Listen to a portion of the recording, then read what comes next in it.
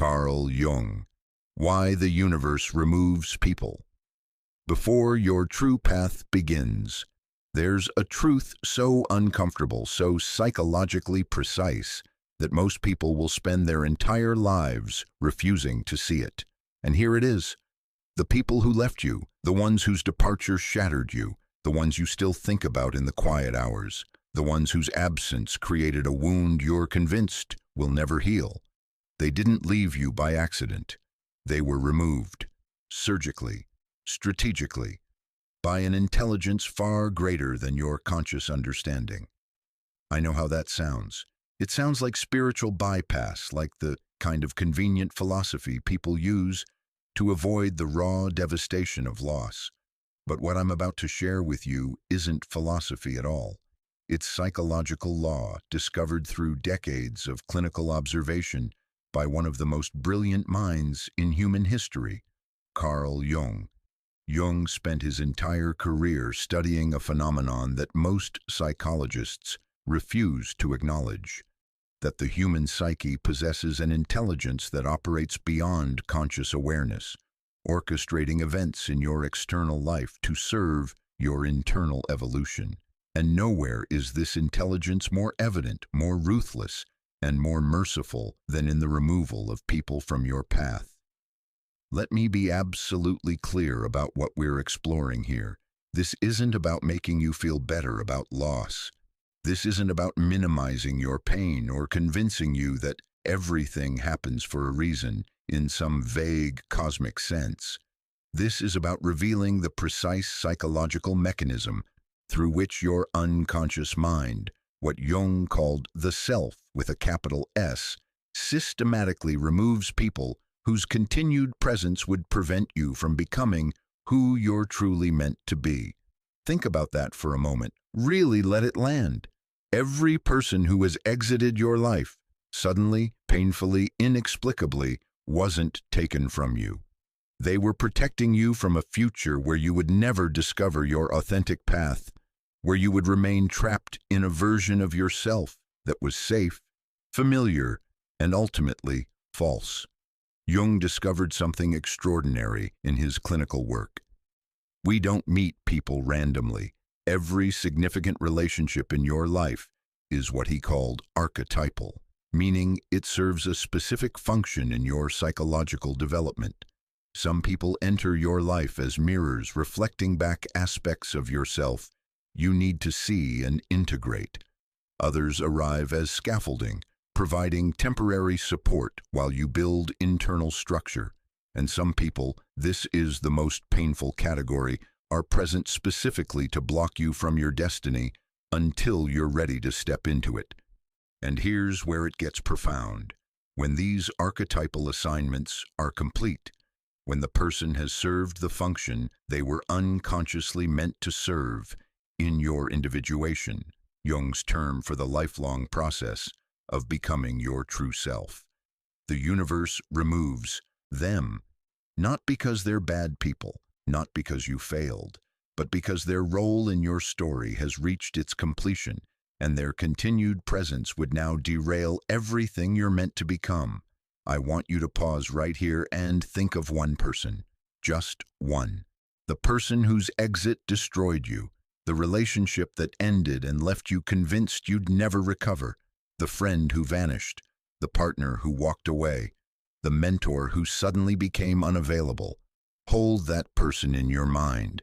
By the end of this journey together, you're going to see that person and their departure in a completely different light. You're going to understand not just why they left, but why they had to leave, why the universe's greatest act of love toward you was removing them before your true path could begin. Jung wrote, "We meet people for a reason, a season, or a lifetime, and the unconscious knows which long before the conscious mind does. Your conscious mind wanted them to stay. You would have done anything to keep them. You might still fantasize about their return, but your unconscious, the totality of your psyche that includes dimensions you're not even aware of, already knew.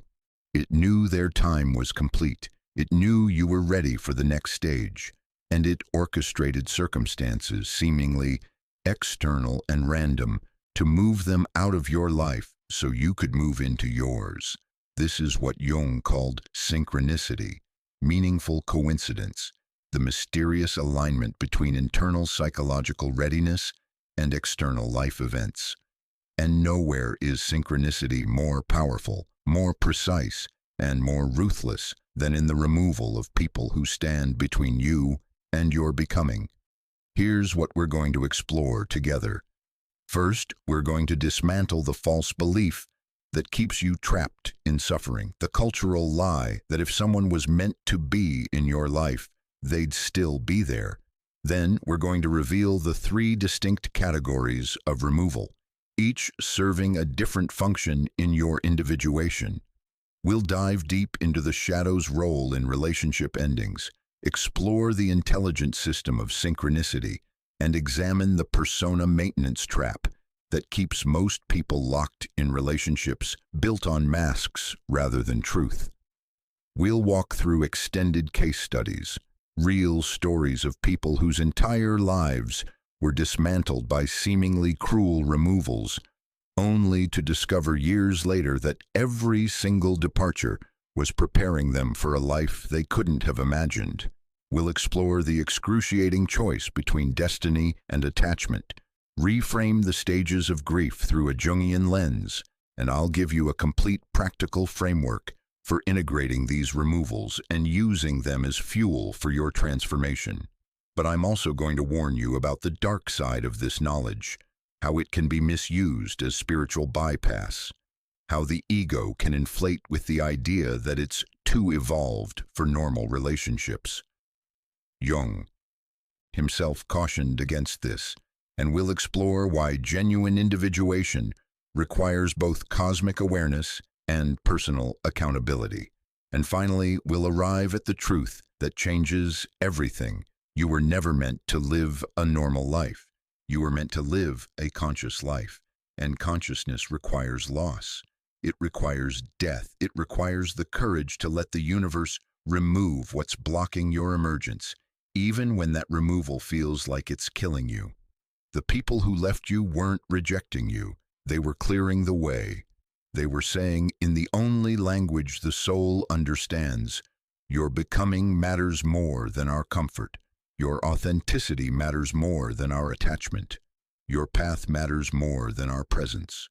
That's why they left. That's why they had to leave. And that's what we're here to understand. Not intellectually, but in the depths of your being where real transformation happens. So let's begin.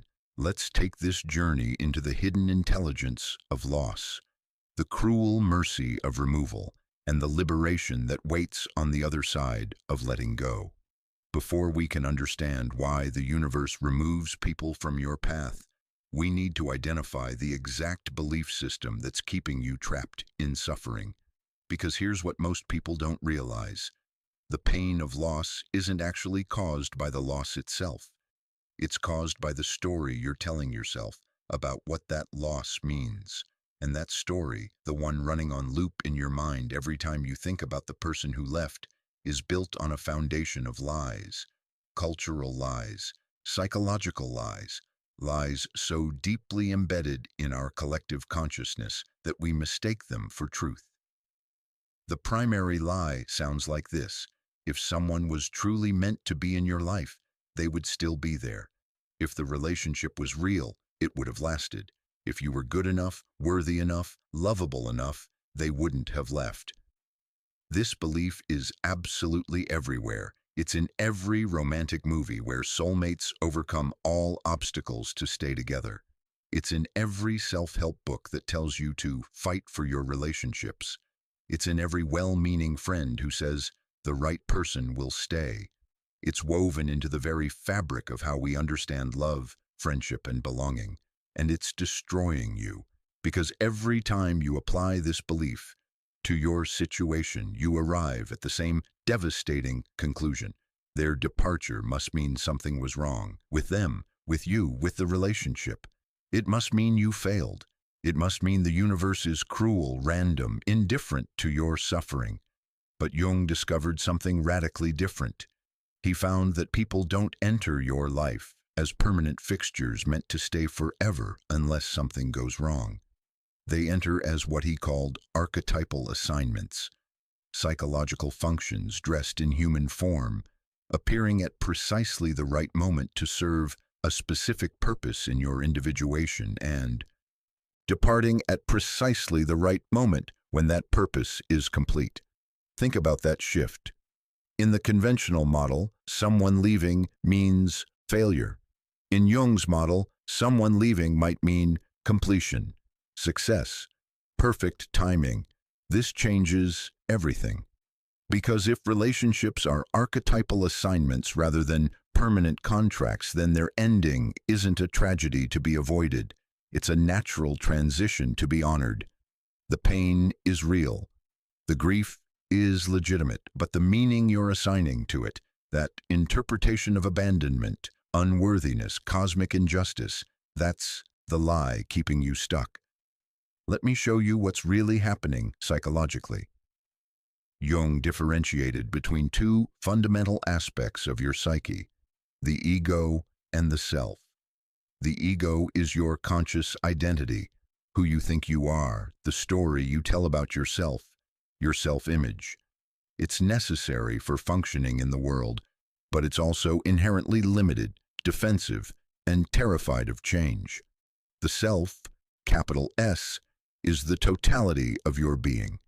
It includes your ego, but also encompasses vast unconscious dimensions, your unrealized potential, your suppressed authenticity, your deepest purpose. The self doesn't care about your comfort. It doesn't care about maintaining stable relationships or protecting your self-image.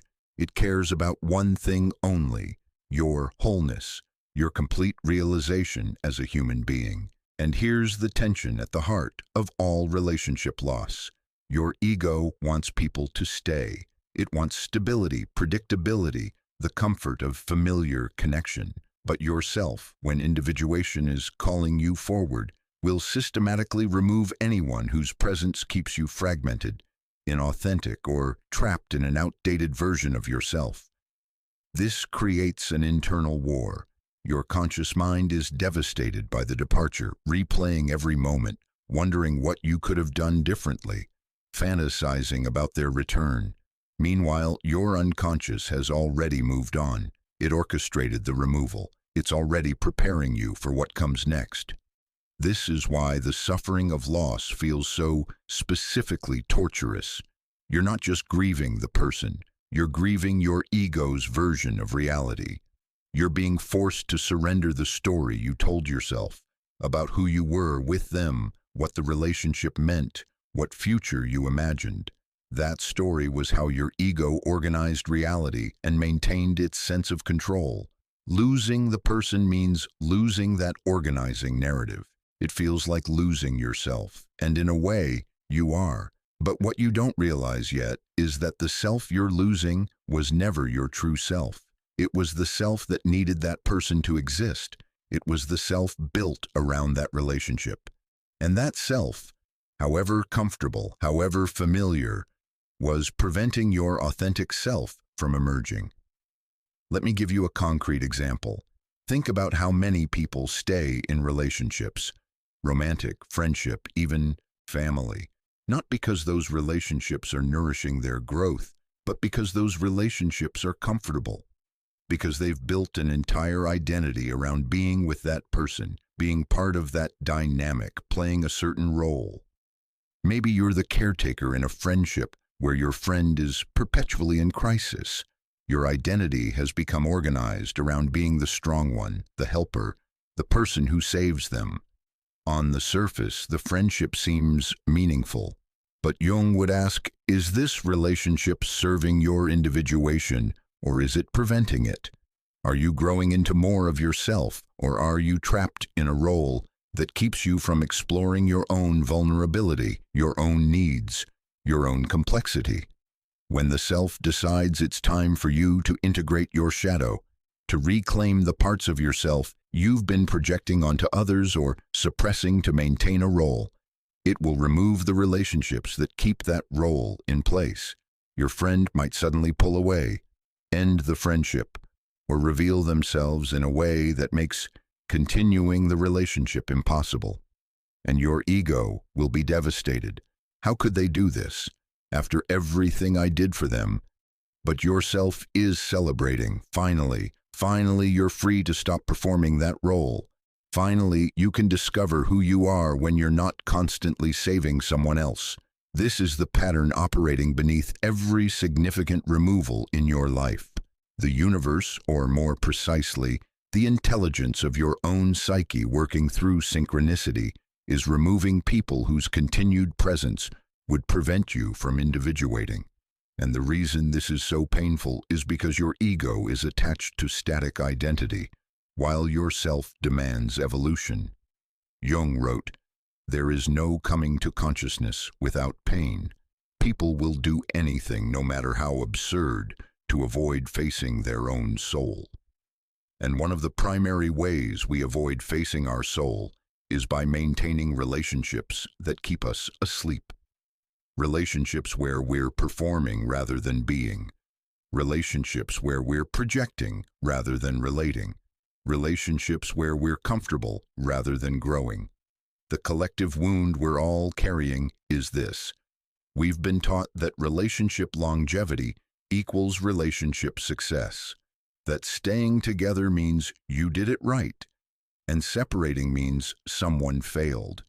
But Jung observed the opposite in his clinical work. He found that many of his patients who were most psychologically fragmented were in long-term relationships where they'd never been seen for who they truly are. They'd maintained the relationship by maintaining a mask, what Jung called the persona, and that mask had slowly replaced their actual identity. On the other hand, he observed that some of his most individuated patients, people who had achieved remarkable wholeness and authenticity, had experienced devastating relationship losses that forced them to reconstruct their entire sense of self. The loss wasn't the tragedy. Staying in the false relationship would have been the tragedy. This is the reframe we desperately need. The question isn't why did they leave? The question is, what was I meant to discover that I could only discover through their leaving? Let me ask you directly, when you think about the person whose departure devastated you, are you mourning the actual person, the reality of who they were, flaws and all? Or are you mourning who you were with them? Are you grieving the loss of their presence, or the loss of the identity you'd constructed around that relationship? For most people, if they're brutally honest, it's the latter. We're not usually mourning the person. We're mourning the story. We're mourning the version of ourselves that relationship allowed us to be. We're mourning the future we imagined. We're mourning the meaning we'd assigned to that connection. And all of that, the story, the imagined future, the assigned meaning, is ego construction. It's not truth. And the self, in its ruthless commitment to your wholeness, will dismantle ego constructions no matter how much you're attached to them. This is why you can't think your way out of this kind of grief. Your ego is doing the grieving. It's trying to maintain control, trying to make sense of something that doesn't make sense within its framework. But yourself isn't grieving at all. It's already in the next chapter, waiting for your consciousness to catch up. The false belief keeping you stuck is the belief that their leaving means something went wrong. What if their leaving means something went right? What if the universe saw you clinging to a relationship that was keeping you small and loved you enough to intervene? What if their departure wasn't abandonment but liberation? I know that sounds impossible right now. I know your entire being wants to resist that interpretation, but stay with me. Because we're about to go deeper into the specific mechanisms of removal, the three distinct categories, each with its own psychological function. And when you understand which category your loss falls into, everything changes. The problem isn't that people leave. The problem is that we've been taught to interpret their leaving through the ego's lens of inadequacy, rather than through the self's lens of evolution. We've been taught that loss equals failure rather than understanding that loss is the primary mechanism of growth. You cannot become who you're meant to be while maintaining every relationship you've ever had. It's psychologically impossible, because becoming requires letting go. It requires death, not physical death, but ego death.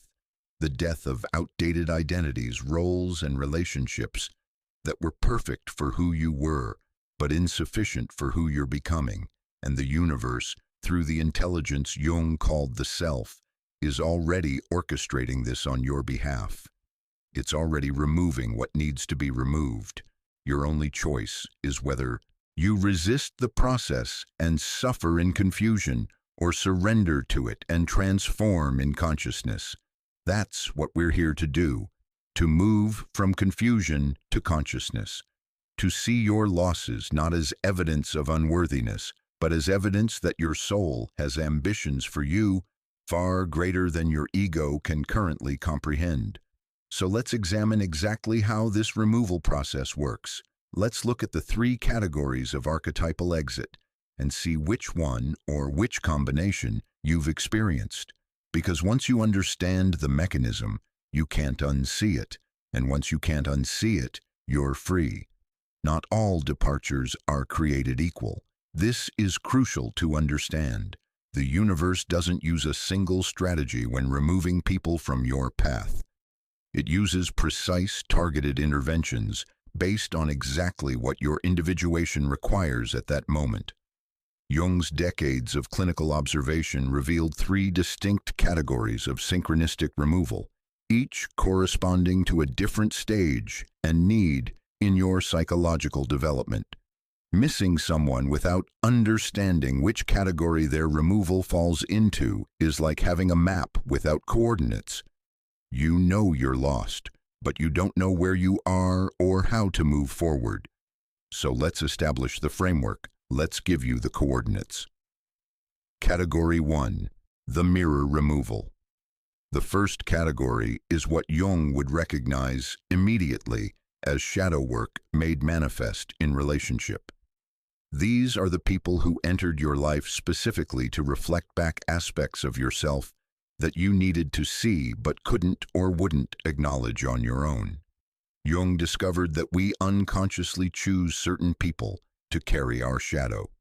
Those rejected, denied, or repressed parts of ourselves that we've buried because they conflict with our self-image. Sometimes we project our darkness onto them, our rage, our selfishness, our cruelty. Other times we project our light, our power, our beauty, our potential. Either way, we're not actually seeing the person. We're seeing ourselves reflected back through them. The mirror removal happens when you've finally integrated, or are ready to integrate, what that person was reflecting. Once you've seen the shadow aspect they were carrying for you, once you've reclaimed that projection and made it conscious, their archetypal function is complete. They were never meant to stay. They were meant to show you something, and once the showing is complete, the universe removes them. Let me give you a concrete example. I'll call him David. David had a friend, we'll call him Marcus, who infuriated him. Marcus was arrogant, constantly bragging about his accomplishments, dominating conversations, making everything about himself. David found himself obsessively focused on Marcus's behavior, constantly irritated, judging him, complaining about him to other friends. But here's what David didn't realize. Marcus was carrying David's shadow. David had grown up in a family where showing pride in yourself was seen as arrogant, where self-promotion was shameful, where making yourself visible was dangerous. So David had suppressed his own ambition, his own desire for recognition, his own need to be seen. He'd built an identity around humility, but it was false humility, born from fear rather than genuine groundedness. Marcus entered David's life at exactly the moment David was ready, unconsciously, to confront this suppression. Every time Marcus bragged, David felt rage. But that rage wasn't really about Marcus. It was about the part of David that desperately wanted to brag too, but couldn't let himself. Marcus was showing David his own rejected ambition, his own suppressed need for visibility, his own denied right to take up space. This went on for 2 years. 2 years of David being triggered by Marcus, obsessing over Marcus, feeling both drawn to and repelled by him. Classic shadow projection. Then something shifted. David started therapy, started doing his own work, and one session, he had a breakthrough. I'm not angry at Marcus. I'm angry at myself for being invisible.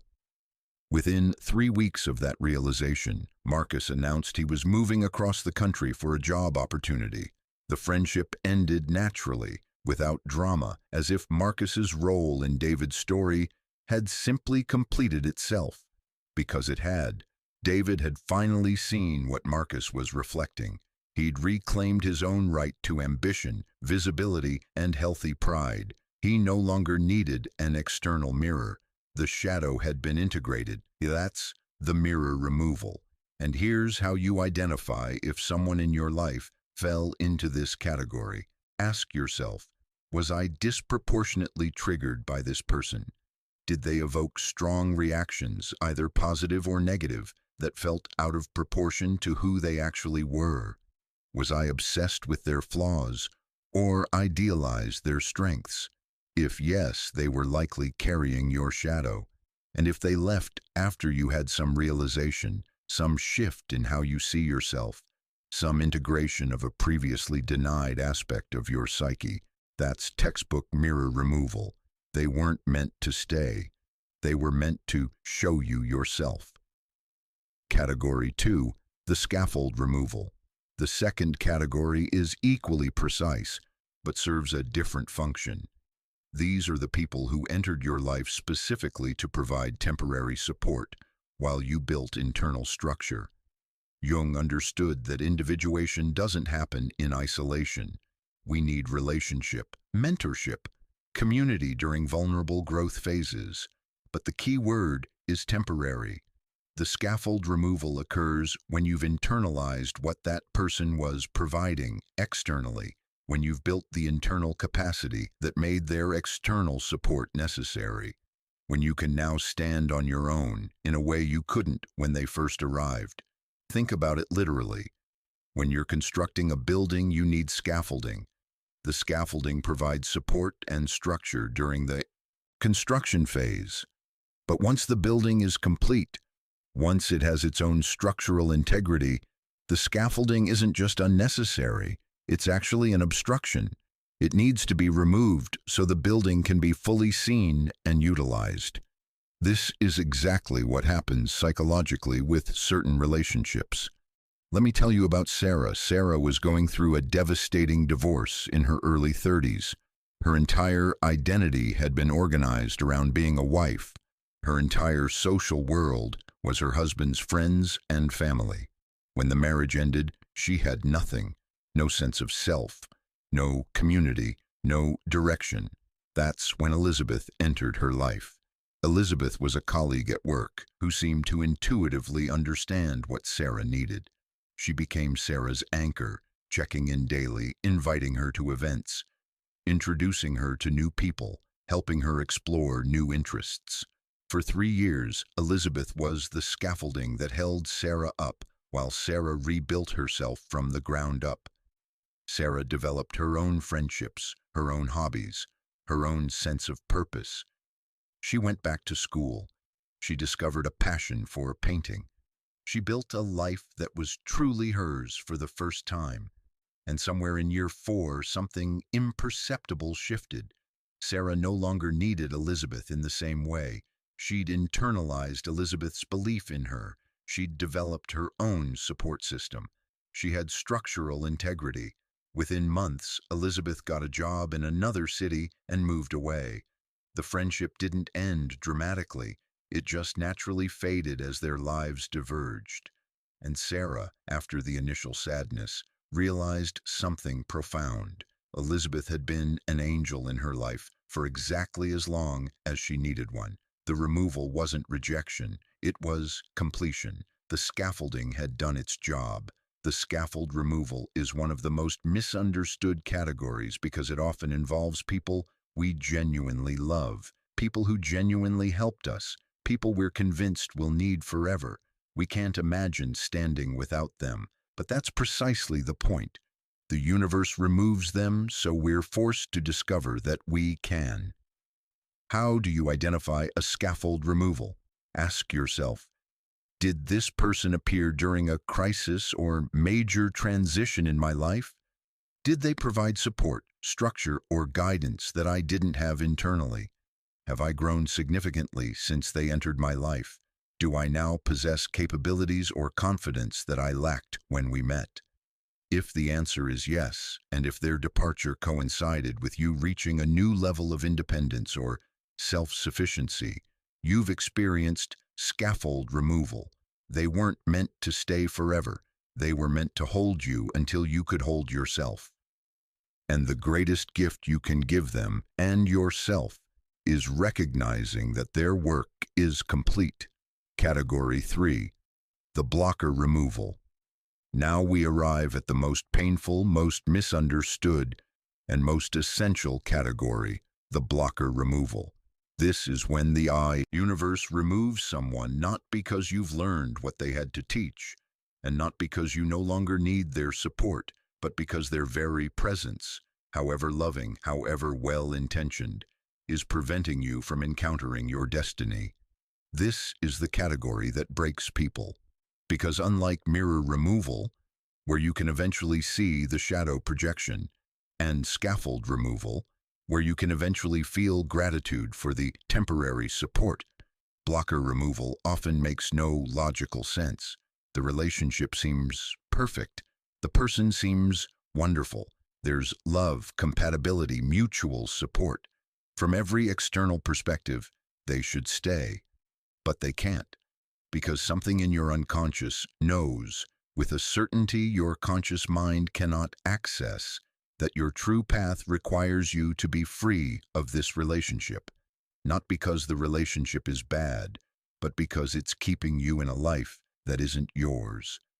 Let me share Michael's story. Michael met Rebecca when he was 26. She was everything he thought he wanted: intelligent, kind, supportive, beautiful. They built a life together in the city where they'd both grown up, surrounded by family and friends. Michael had a stable job in his father's company. They bought a house. By all conventional measures, Michael was living the dream. But Michael started having dreams. Actual dreams, the kind Jung spent his career analyzing. In these dreams, he was always traveling, always alone, always in landscapes vastly different from the suburban life he was living. He'd wake up with a feeling he couldn't name. Not dissatisfaction with Rebecca, not unhappiness with his life, but a growing sense that he was living someone else's story. He ignored it. He loved Rebecca. He had the perfect life. He pushed the feeling down. But the unconscious doesn't stay quiet when individuation is calling. Michael started experiencing anxiety, then panic attacks, then a deep depression that came from nowhere and everywhere. He saw therapists who couldn't find a cause. Nothing was wrong, and yet everything was wrong. Then, seemingly out of nowhere, Rebecca sat him down and said she was leaving.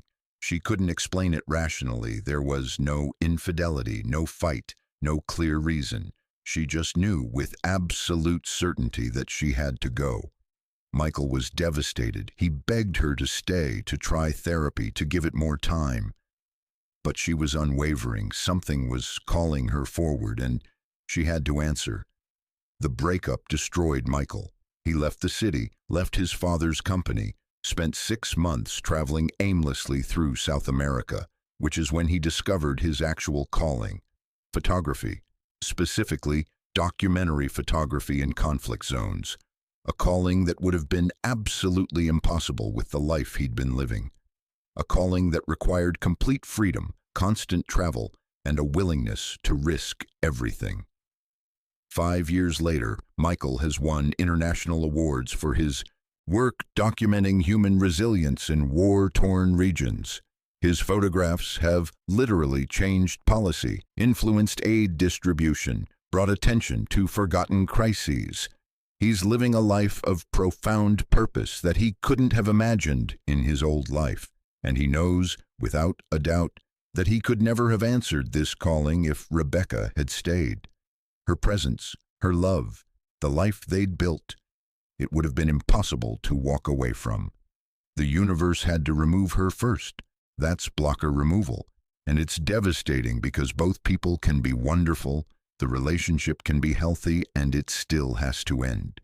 Because authenticity cannot coexist with a life that wasn't meant for you, no matter how beautiful that life looks from the outside. How do you identify blocker removal? This is harder because it requires brutal honesty. Ask yourself, does my relationship with this person require me to stay in a certain location, maintain a certain lifestyle, or be a certain version of myself? Have I felt a calling, a pull toward something that would be impossible to pursue with this person in my life? Do I sense that my true path would require changes they'd never accept, or changes I'd feel too guilty making while still with them? If you're feeling a yes in your body right now, not in your head, where you can rationalize anything, but in your body, where truth lives, then you've likely experienced or are currently in a blocker removal situation. And here's what's crucial to understand. The person being removed often feels it first. Rebecca knew she had to leave before Michael consciously knew he needed her to. That's how synchronicity works. The unconscious of one person aligns with the unconscious of another to serve both people's individuation. Rebecca wasn't just freeing Michael, she was freeing herself to pursue her own authentic path. Both souls were saying, we cannot become who we're meant to be while maintaining who we've been together. These three categories, mirror, scaffold, and blocker, account for the vast majority of significant removals in your life. And here's the pattern Jung observed. They often happen in sequence. First, mirror removals that force you to see and integrate your shadow. Then, scaffold removals that force you to develop internal structure and self-sufficiency. Finally, blocker removals that clear the path for your authentic calling to emerge. Think about your own losses. Can you see the pattern? Can you identify which category each significant departure falls into? Because once you can name the archetypal function, you can stop taking the removal personally and start honoring it as part of your individuation journey. The person who triggered your rage and then left. Mirror removal. They showed you your shadow, and once you saw it, they had to go. The mentor who supported you through a crisis and then naturally faded. Scaffold removal. They held you until you could hold yourself. The seemingly perfect relationship that ended inexplicably.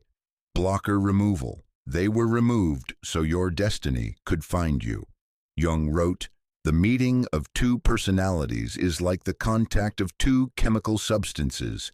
If there is any reaction, both are transformed. If not, nothing happens.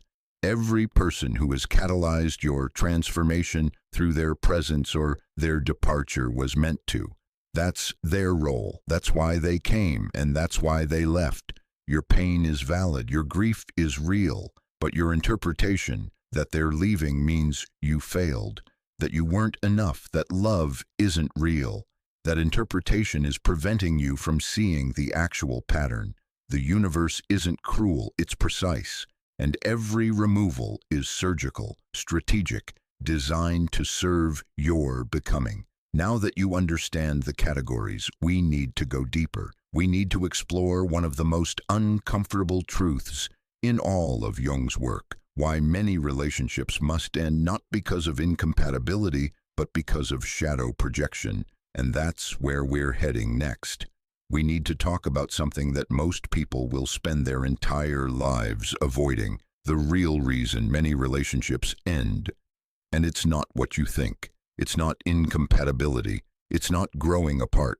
It's not even the standard explanations we give ourselves and others to make sense of the loss. The real reason is this.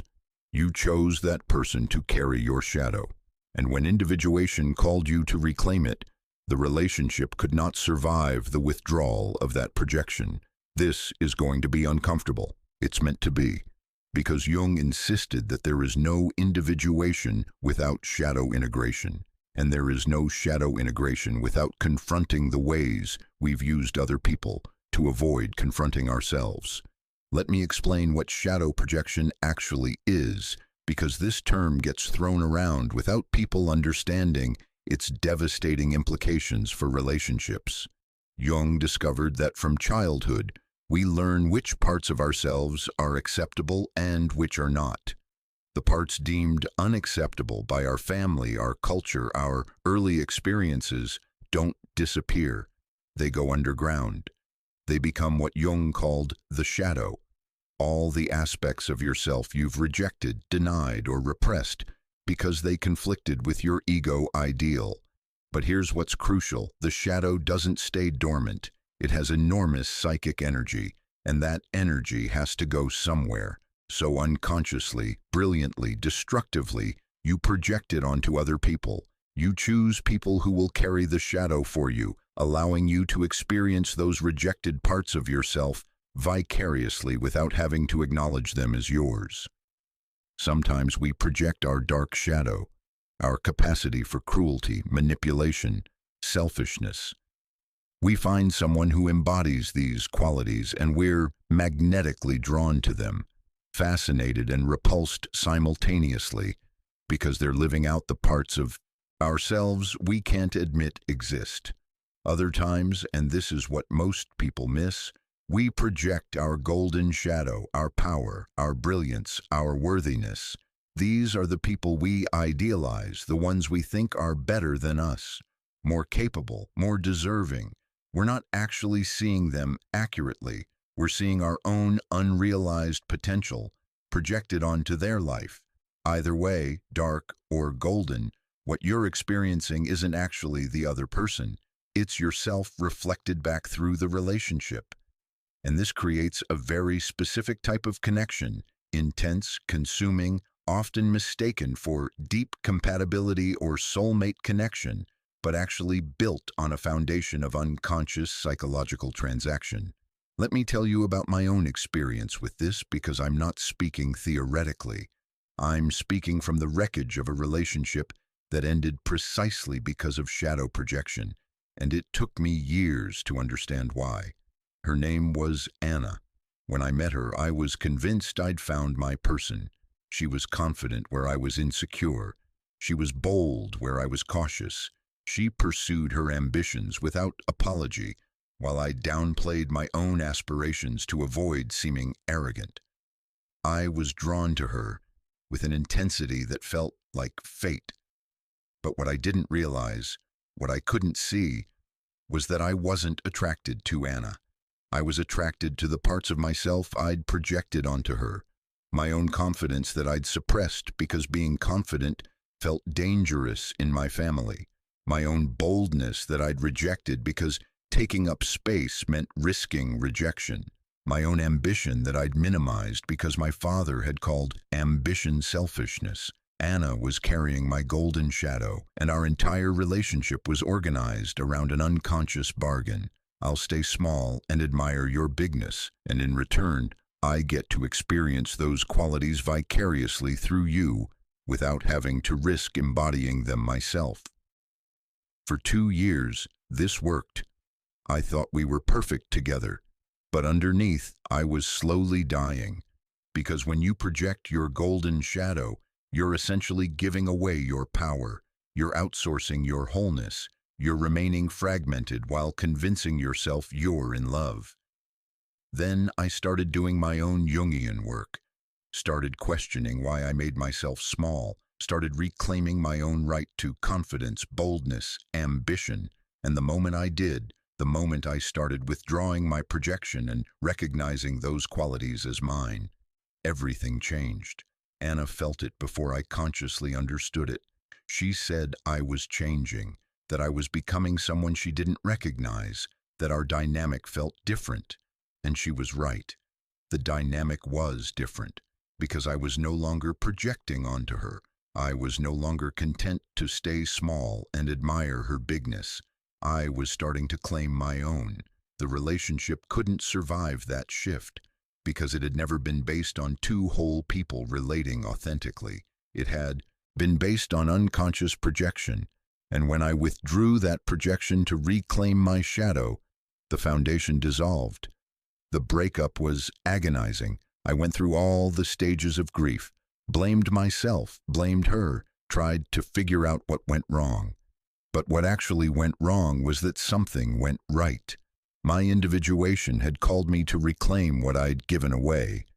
The universe removed Anna not because she was bad for me, but because the relationship was built on fragmentation and my psyche was demanding wholeness. 3 years later, I can see it clearly. Anna wasn't my soulmate. She was my shadow carrier, and her presence in my life, however beautiful it felt, was preventing me from becoming whole. The universe's greatest mercy was ending that relationship so I could discover who I was when I wasn't giving my power away. That's shadow projection. And here's what most people don't realize. The majority of intense relationships, especially the ones that feel fated, consuming, impossible to live without, are built primarily on shadow projection, not love, not authentic connection. Projection. Jung observed a consistent pattern in his clinical work.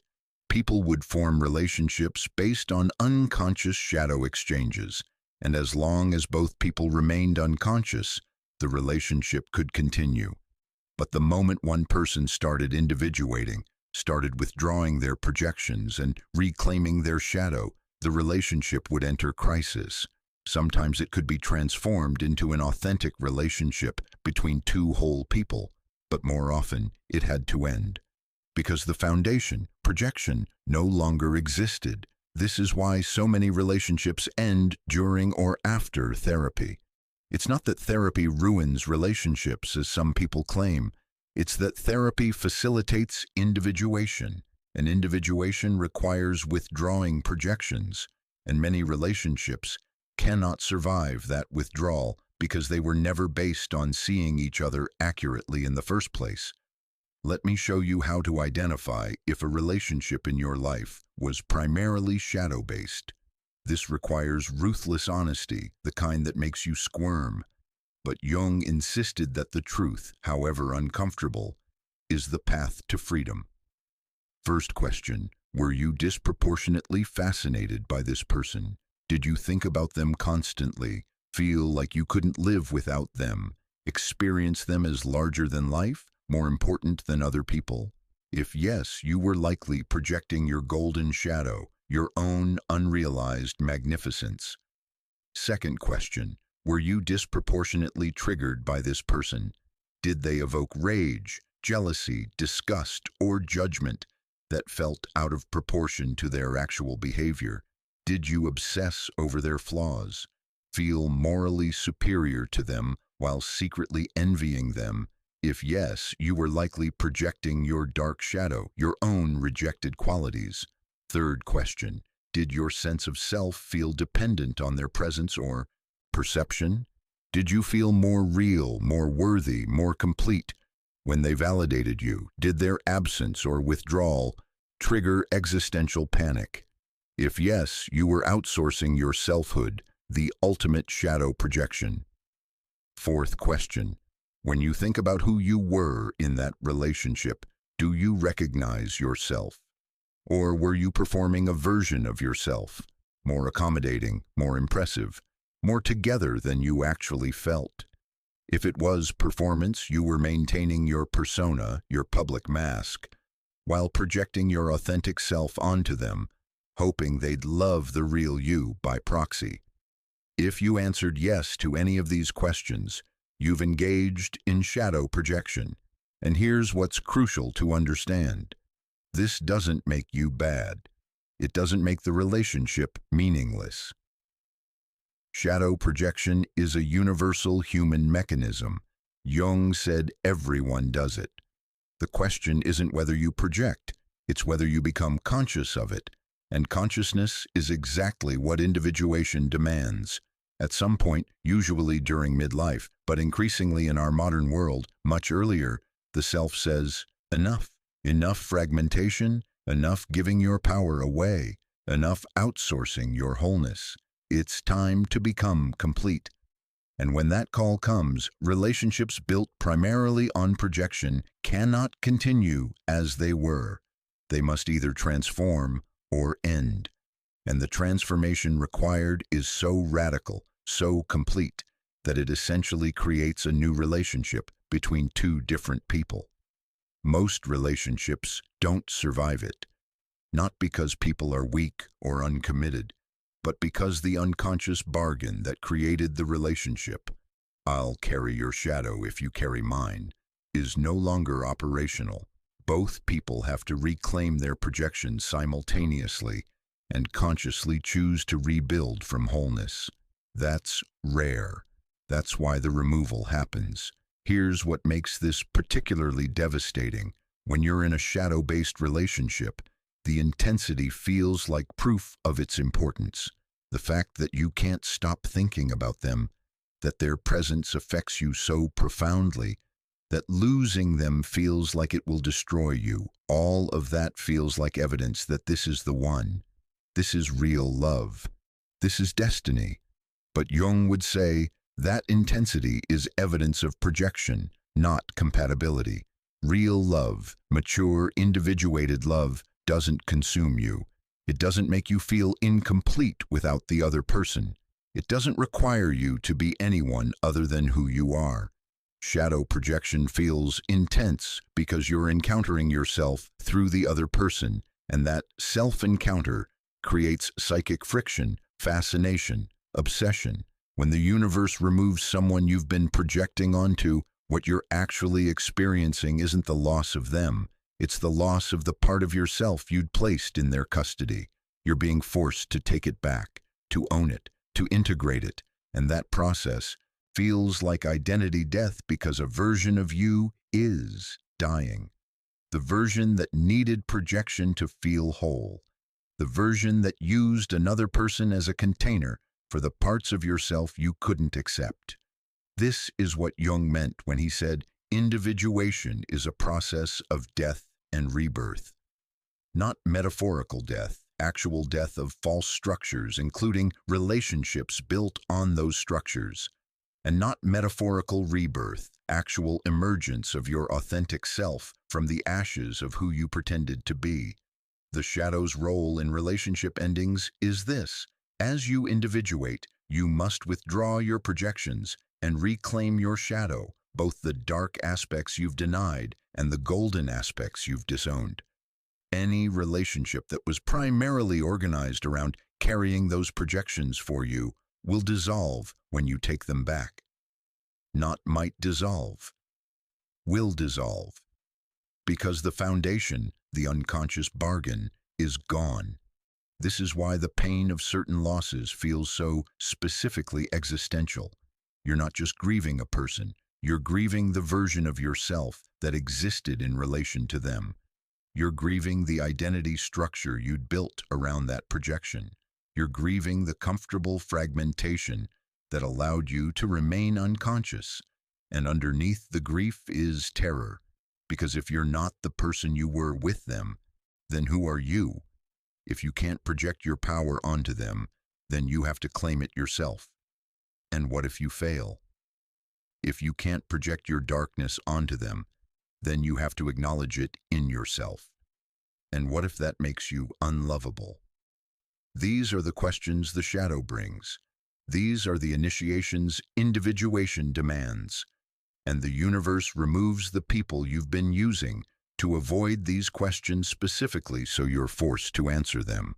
Jung wrote, "One does not become enlightened by imagining figures of light, but by making the darkness conscious." The people you've been in relationship with, especially the ones whose departure devastated you, were often the ones carrying your darkness so you didn't have to look at it. Their removal is the universe saying, look now, integrate now, become whole now. I want to be clear about something. This doesn't mean every ended relationship was based on shadow projection.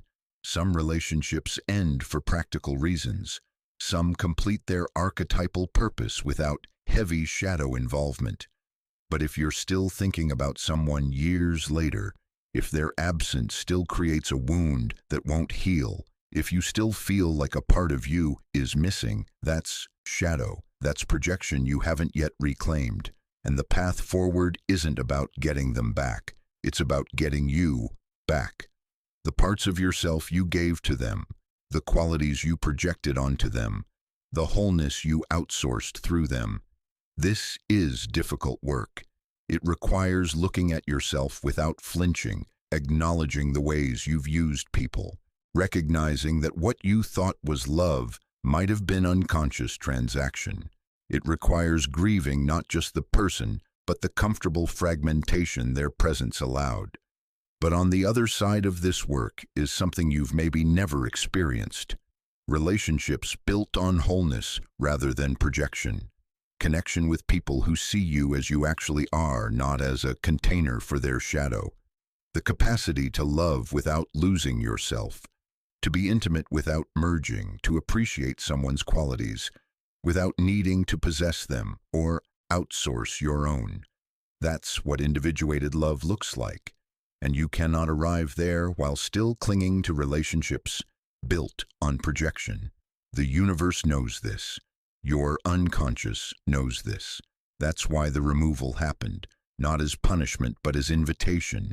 Invitation to reclaim what you've given away. Invitation to become whole. Invitation to discover who you are when you're no longer using other people to avoid being yourself. So before we move forward, I want you to sit with this question. Who were you projecting onto, and what part of yourself did they carry that you now must reclaim? Because until you answer that question, until you do that reclamation work, you'll keep repeating the pattern. You'll find new people to carry the same projections. You'll recreate the same intensity, the same drama, the same inevitable ending. The faces will change, but the dynamic won't. The universe removed them to break the pattern. Your job now is to not recreate it, and to understand why this removal happened when it did, why the timing was precisely right, even though it felt devastating. We need to explore Jung's most mystical concept, synchronicity. The intelligence system that's been orchestrating your life all along, including every person who's entered and exited right on schedule. That's where we're going next. There's a question that haunts everyone who's lost someone important. Why now? Why did they leave at this exact moment? Why not sooner when it might have hurt less? Why not later when maybe you could have worked it out? The answer lies in one of Carl Jung's most profound and controversial discoveries, synchronicity. The principle that reveals the universe isn't random, chaos isn't meaningless, and the timing of events, especially relationship endings, is far more precise than your conscious mind can comprehend. Jung spent decades developing this concept, knowing it would be dismissed by his colleagues as mystical thinking. But he persisted because his clinical observations made it undeniable. There is an intelligence at work in the patterning of events, an intelligence that operates at the intersection of inner psychological readiness and outer circumstantial change. And nowhere is this intelligence more visible than in the removal of people from your path. Let me give you Jung's actual definition first, then show you what it means in concrete terms. He wrote, "Synchronicity is a causal connecting principle, meaning events that are connected by meaning rather than by cause and effect. Two things happen simultaneously or in sequence, and they're related not because one caused the other, but because they both serve the same purpose in your individuation. This is difficult for our rational minds to accept. We're trained to think in terms of cause and effect. I did something that caused them to leave. They met someone else, which caused our breakup. We fought, which caused the friendship to end. Cause, effect, cause, effect. But Jung observed something stranger. Many significant life transitions happen through what appear to be coincidences, events that line up in ways that defy probability, that couldn't have been planned, that seem to have their own intelligence. Someone suddenly moves to another city, just as you're ready to leave a codependent friendship. A relationship ends right before you discover a calling that requires total freedom. A mentor appears exactly when you need guidance, then vanishes exactly when you've internalized their teaching. Your conscious mind experiences these as random. Your ego scrambles to find causality, to figure out who's to blame, to understand what you could have done differently. But your unconscious, yourself, the totality of your psyche, already knew. It orchestrated the circumstances. It aligned your inner readiness with outer events. It removed the person because you were ready for the next stage, even though you didn't consciously know it yet. This is what synchronicity means in practice. Your self has access to information your ego doesn't. It can sense when you're psychologically prepared for transition, when you've learned what you needed to learn, when continuing in the current situation would prevent your growth. And it uses synchronicity, meaningful coincidence, to create the circumstances that move you forward. Let me show you how this actually works with real examples, because this concept only becomes believable when you see the pattern. Case 1. The geographic synchronicity. Jennifer had been in a relationship for 7 years. On the surface, nothing was fundamentally wrong. They loved each other. They were compatible. But Jennifer had been feeling a persistent, unnamed restlessness for the past year, a sense that something was calling her, though she couldn't articulate what. She started having recurring dreams about the ocean. She'd grown up landlocked in the Midwest and had only seen the ocean a few times in her life. But in her dreams, she was always near water, standing on cliffs, walking beaches, feeling pulled toward the horizon. She mentioned this to her partner casually, laughed about it, dismissed it as stress. Then, seemingly out of nowhere, her partner got a job offer across the country, back in his home state, away from the ocean, deeper into the interior. He was excited. This was the career opportunity he'd been hoping for. He assumed Jennifer would come with him. But the moment he told her, something in Jennifer's body said no with absolute clarity. She couldn't explain it rationally. The job was great. The move made practical sense. But her unconscious was screaming that if she followed him, she'd be moving away from something essential, even though she had no idea what that something was. They tried to work it out, talked about long distance, considered him turning down the job, but within 3 weeks they both knew, with a certainty that bypassed all logic, that the relationship was over. He moved, she stayed. 6 months later, Jennifer was walking through a local bookstore and noticed a flyer for marine biology research opportunities. She'd been an environmental science major in college, but had gone into corporate sustainability work instead. Stable, respectable, safe. But something about that flyer stopped her completely. She applied. She got accepted. Within a year, she'd completely changed her career trajectory and moved to the coast to work in ocean conservation. 3 years later, Jennifer is a marine biologist doing research on coral reef restoration. She's living exactly the life her dreams were trying to show her, and she knows, without doubt, that if her partner hadn't gotten that job offer, if the relationship hadn't ended exactly when it did, she would never have been free to answer the call. That's synchronicity. The job offer wasn't random. The timing wasn't coincidental. Her partner's opportunity arrived at the exact moment Jennifer was unconsciously ready to redirect her life, but couldn't do so while maintaining the relationship. The synchronicity created the conditions for both of them to follow their authentic paths. Case 2. The illness synchronicity.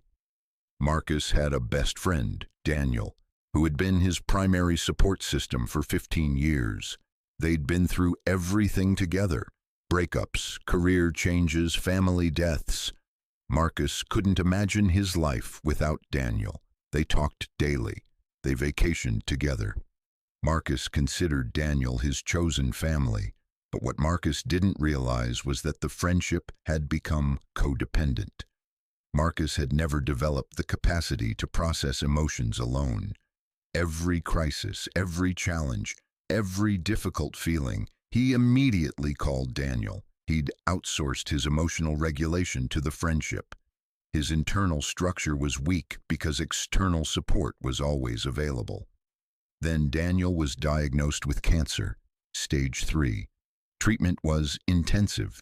Daniel had to focus completely on his survival. He couldn't be there for Marcus in the way he'd always been.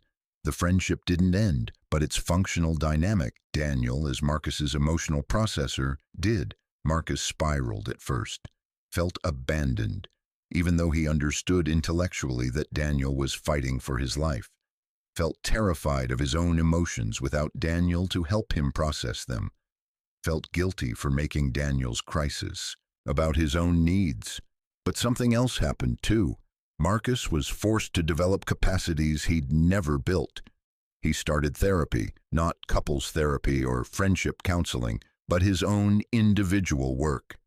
He learned to sit with difficult emotions without immediately externalizing them. He developed an internal observer, a capacity for self-reflection, a relationship with his own inner world. Daniel survived the cancer. They're still friends. But the friendship is completely different now. Marcus doesn't need Daniel to function emotionally. He's developed his own structure, and ironically, the friendship is deeper now because it's not based on need. It's based on choice, mutual appreciation, genuine connection between two whole people. Looking back, Marcus can see the synchronicity. Daniel's illness arrived at the exact moment Marcus was ready, unconsciously, to develop internal capacity. If Daniel had remained healthy and available, Marcus would have continued outsourcing his emotional life indefinitely.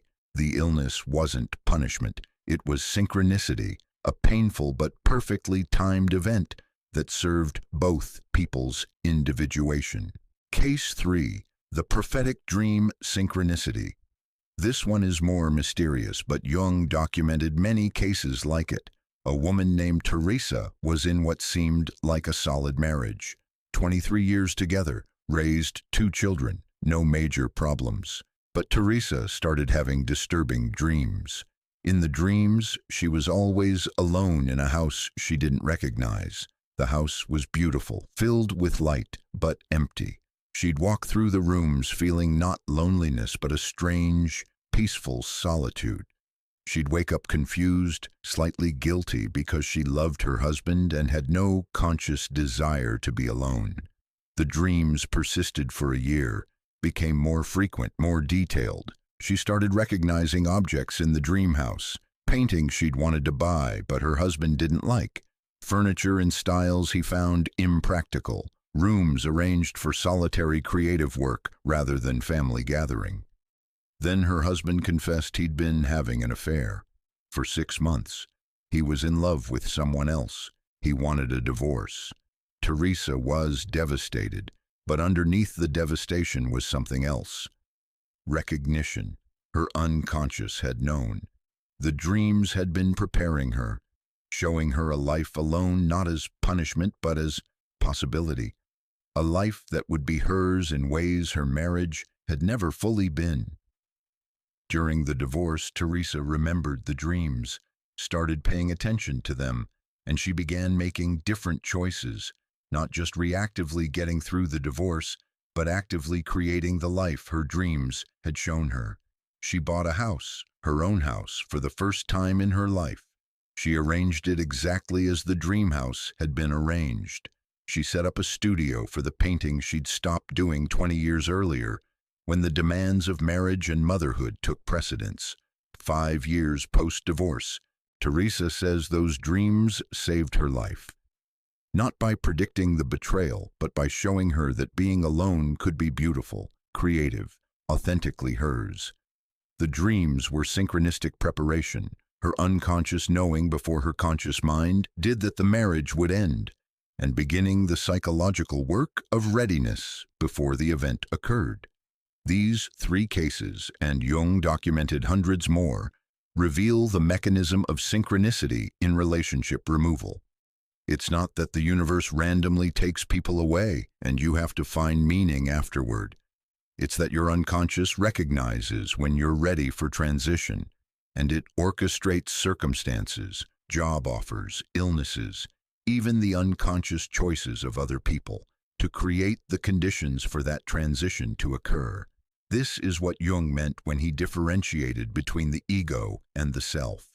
Your ego wants stability, wants to maintain the current situation, wants people to stay, but yourself, the totality of your psyche, including vast unconscious dimensions, cares only about your wholeness, your authentic development, your complete individuation. And when those 2 agendas conflict, the self wins, every time. The self uses synchronicity as its operational language. It can't force you consciously. You have free will. But it can create circumstances that make certain choices obvious, certain paths available, certain relationships untenable. It speaks through dreams, through persistent intuitions, through the mysterious alignment of external events, with internal readiness. This is why fighting against certain relationship endings feels like fighting against fate itself, because in a sense, you are. Not fate in the sense of predetermined destiny, but fate in the sense of your own deep intelligence trying to move you toward wholeness. Your ego is saying, I want them to stay. Your self is saying, it's time for them to go. And the self, having access to information your ego doesn't, orchestrates the synchronicity that makes the departure happen. How do you distinguish synchronicity from randomness? Jung said to look for meaningfulness.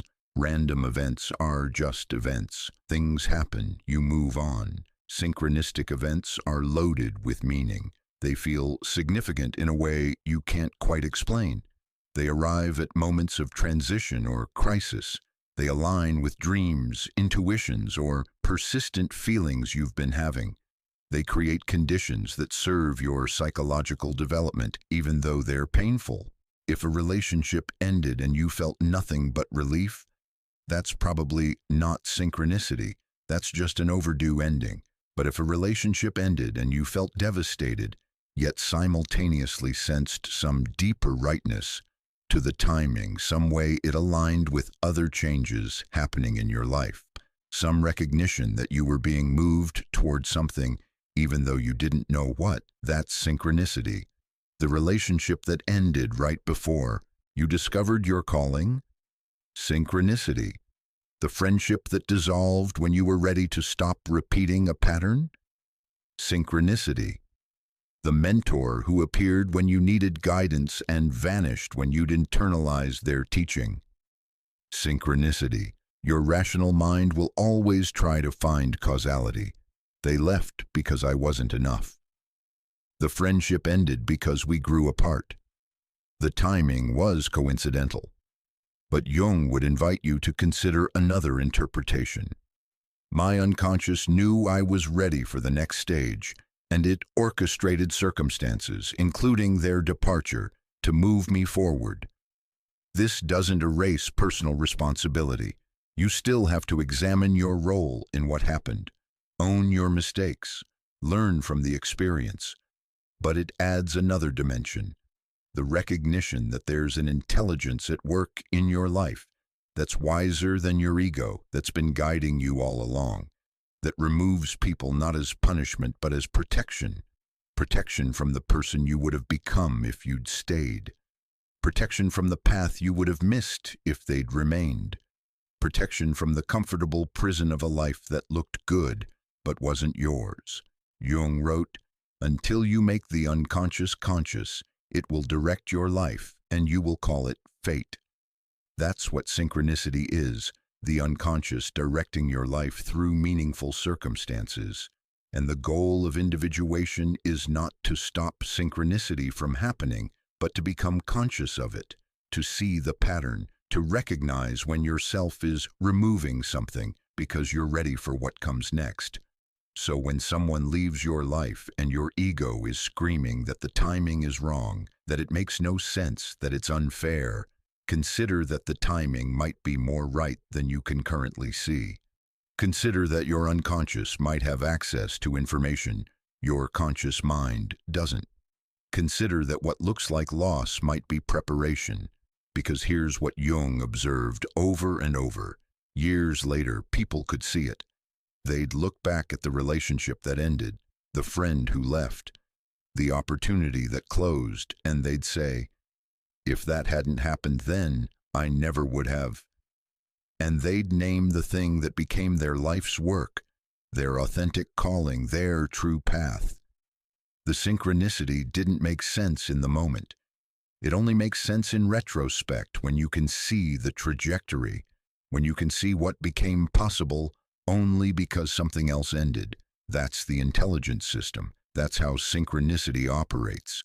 And that's why the timing of your loss, as devastating as it feels, might be the most perfectly calibrated thing that's ever happened to you.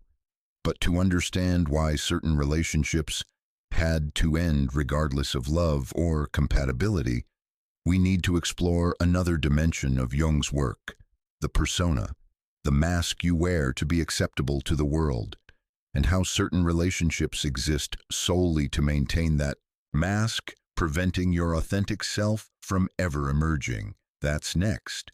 There's a specific kind of suffering that most people never name, never recognize, and therefore never escape. The slow death of living as someone you're not. And the most insidious part, the relationships in your life that seem most stable, most supportive, most important, those are often the ones requiring you to maintain the mask.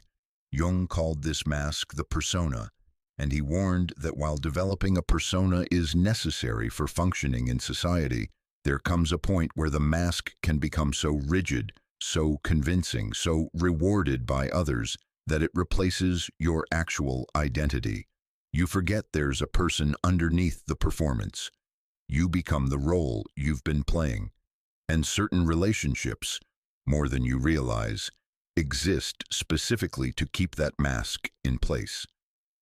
Let me show you what this looks like in practice, because the persona trap is so normalized in our culture that most people think it's just how relationships work. They don't realize they're dying slowly behind a face that isn't theirs. The persona is how you present yourself to the world. It's the version of you that's acceptable, appropriate, successful. For some people, the persona is the competent professional. At work and in social situations, they're polished, articulate, always in control.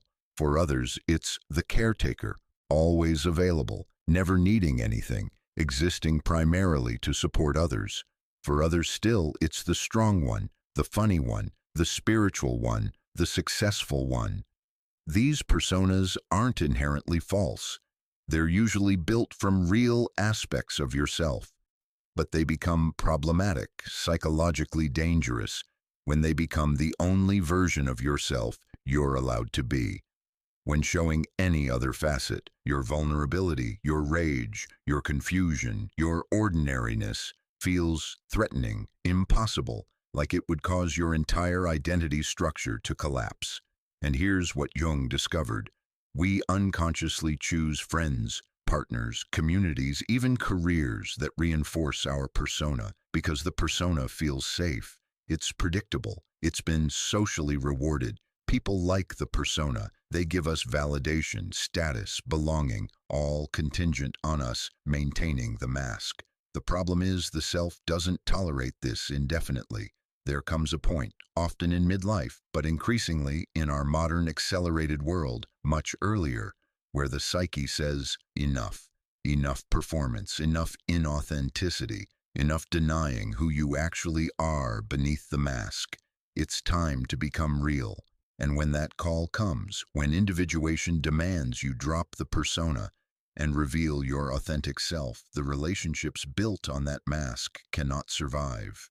Not because the people are bad, not because you've changed in some terrible way, but because the entire relational dynamic was structured around you being someone you're not. And when you stop being that person, there's no relationship left. Let me tell you about someone I'll call Catherine because her story illustrates the persona trap in its most socially acceptable and therefore most dangerous form. Catherine was a high-powered attorney. She'd built her entire identity around professional success, intellectual capability, and having her life together. She was the person her friends called when they needed advice, the one who never fell apart, the one who always knew what to do. Her social circle reflected this persona perfectly. Other professionals, high achievers, people who valued productivity, success, and maintaining control. Their conversations were about cases they'd won, vacations they'd taken, problems they'd solved. There was an unspoken rule. You didn't show weakness. You didn't admit struggle. You performed competence, and everyone else validated that performance. Catherine didn't even realize this was a persona. She thought this was just who she was, until she had a breakdown. It started with panic attacks, then insomnia, then a creeping sense that her entire life was someone else's dream. She'd achieved everything she thought she wanted, but she felt hollow, empty, like she was watching herself live from behind glass. She started therapy, started asking questions she'd never allowed herself to ask. Who am I when I'm not performing success? What do I actually want, not what am I supposed to want? What parts of myself have I been suppressing to maintain this image? The answers were devastating. Beneath the polished attorney was someone who wanted to paint, someone who valued depth over productivity, someone who needed quiet and solitude and space to feel rather than constantly solve, someone who was actually quite fragile, quite uncertain, quite human. Catherine started making changes, small ones at first. She started saying no to social events that felt performative. She started admitting when she didn't have answers. She started talking about her struggles instead of only her successes, and her social circle couldn't handle it. They didn't know what to do with this version of Catherine. Where was the competent one, the strong one, the one who had it all together? This vulnerable, uncertain, confused Catherine didn't fit the role she'd been playing in their lives. One by one, the friendships faded. Not through dramatic confrontations. That's not how persona-based relationships end. They just dissolved. Plans stopped being made. Invitations stopped coming. The dynamic that had sustained those friendships, Catherine as the capable one, them as the ones who relied on her capability, no longer functioned. Catherine's first reaction was panic and grief. She'd lost her entire social network. Everyone she thought cared about her. She felt abandoned, betrayed, devastated, but her therapist asked her a question that changed everything. Did those people ever actually know you, or did they know your persona? Catherine sat with that, and she realized they didn't know her. They knew the mask. They were friends with the performance. And when she stopped performing, there was nothing left to connect to. The relationships weren't actually with her. They were with the role she played. This is the persona maintenance trap, and it's everywhere. Look at your own relationships. Really look and ask yourself, are these people in relationship with your authentic self? Or are they in relationship with the version of yourself you've learned to perform? Do your friends know about your struggles, or do they only see your successes? Can you show up exactly as you are, messy, uncertain, changing? Or do you have to maintain a certain image to keep their approval? Would your relationship survive if you stopped playing your usual role?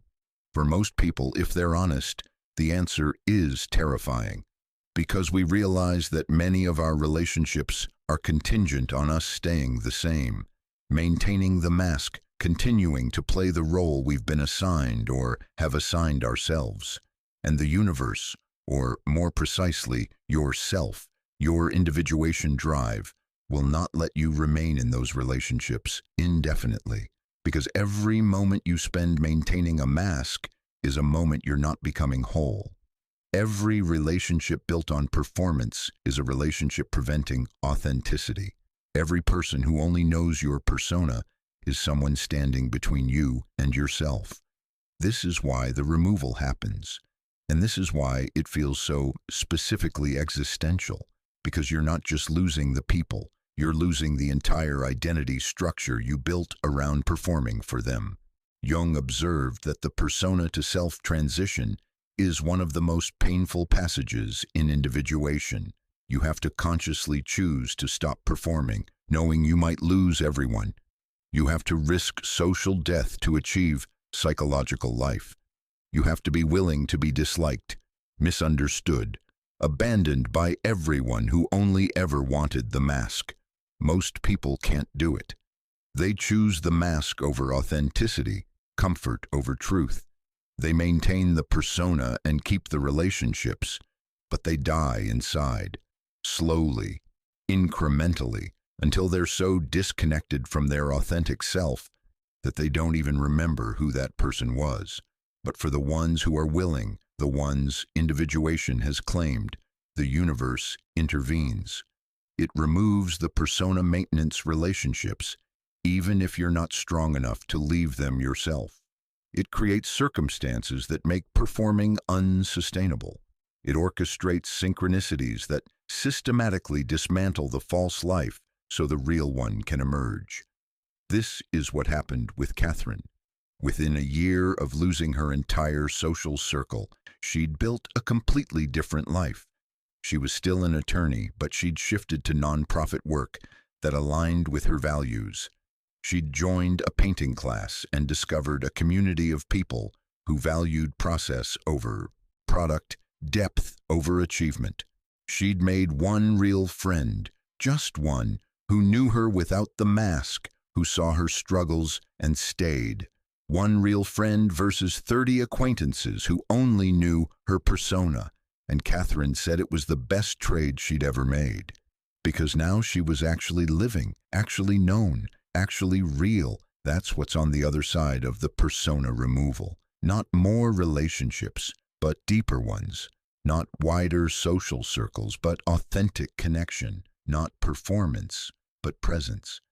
But getting there requires you to recognize when your relationships are persona-based, and to understand that their ending, however painful, is the universe giving you permission to stop performing and start being real.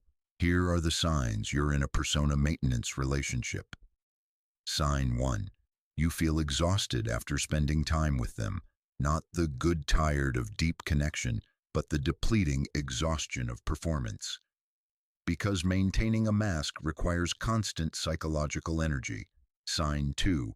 They only contact you when they need your persona, the friend who only calls when they need advice, reinforcing your role as the wise one, the partner who only sees you when you're happy, rejecting your authentic emotional range, the family member who needs you to be the successful one to feel better about themselves. Sign 3. You can't be vulnerable without the relationship shifting uncomfortably. When you try to show struggle, uncertainty, or need, they change the subject, minimize your experience, or withdraw, because vulnerability breaks the persona and the relationship was built on the mask. Sign 4. You feel like you're playing a character around them. There's a slight performance quality to all your interactions. You're editing yourself, curating your presentation, maintaining an image. You're never fully relaxed, never completely yourself. Sign 5. The relationship stays surface level no matter how long it's been. Years pass, but the conversations never deepen. You talk about events, accomplishments, superficial topics, never the real questions, fears, longings. Because depth requires dropping the mask, and the mask is what holds the relationship together. If you recognized yourself in any of these signs, you're in persona maintenance relationships. And here's what Jung would tell you. Those relationships, however comfortable, are preventing your individuation. They're keeping you false. And at some point, if you're lucky, the universe will remove them so you can finally become real. The removal might look like they move away. The friendship naturally fades. They betray you in a way that makes reconciliation impossible. You have a breakdown that reveals your persona as performance, and they can't handle the real you underneath. The relationship ends for reasons that seem external but are actually synchronistically aligned with your readiness to drop the mask. And yes, you'll grieve. You'll miss the comfort of being known, even if what was known was only your mask. You'll feel the terror of social death, the vulnerability of being without the relationships that gave you identity and belonging. But on the other side, if you do the work, if you resist the urge to immediately rebuild the same mask with new people, if you allow yourself the solitude and reconstruction period, you'll discover something extraordinary: authentic relationships, connections with people who see you as you actually are and choose you anyway, love that doesn't require performance, belonging that's based on truth rather than image. That's what individuated relationship looks like, and you cannot arrive there while maintaining persona-based connections. The universe knows this. That's why the removal happens. That's why your social circle systematically dissolved right when you were ready, whether you felt ready or not, to stop performing and start being real.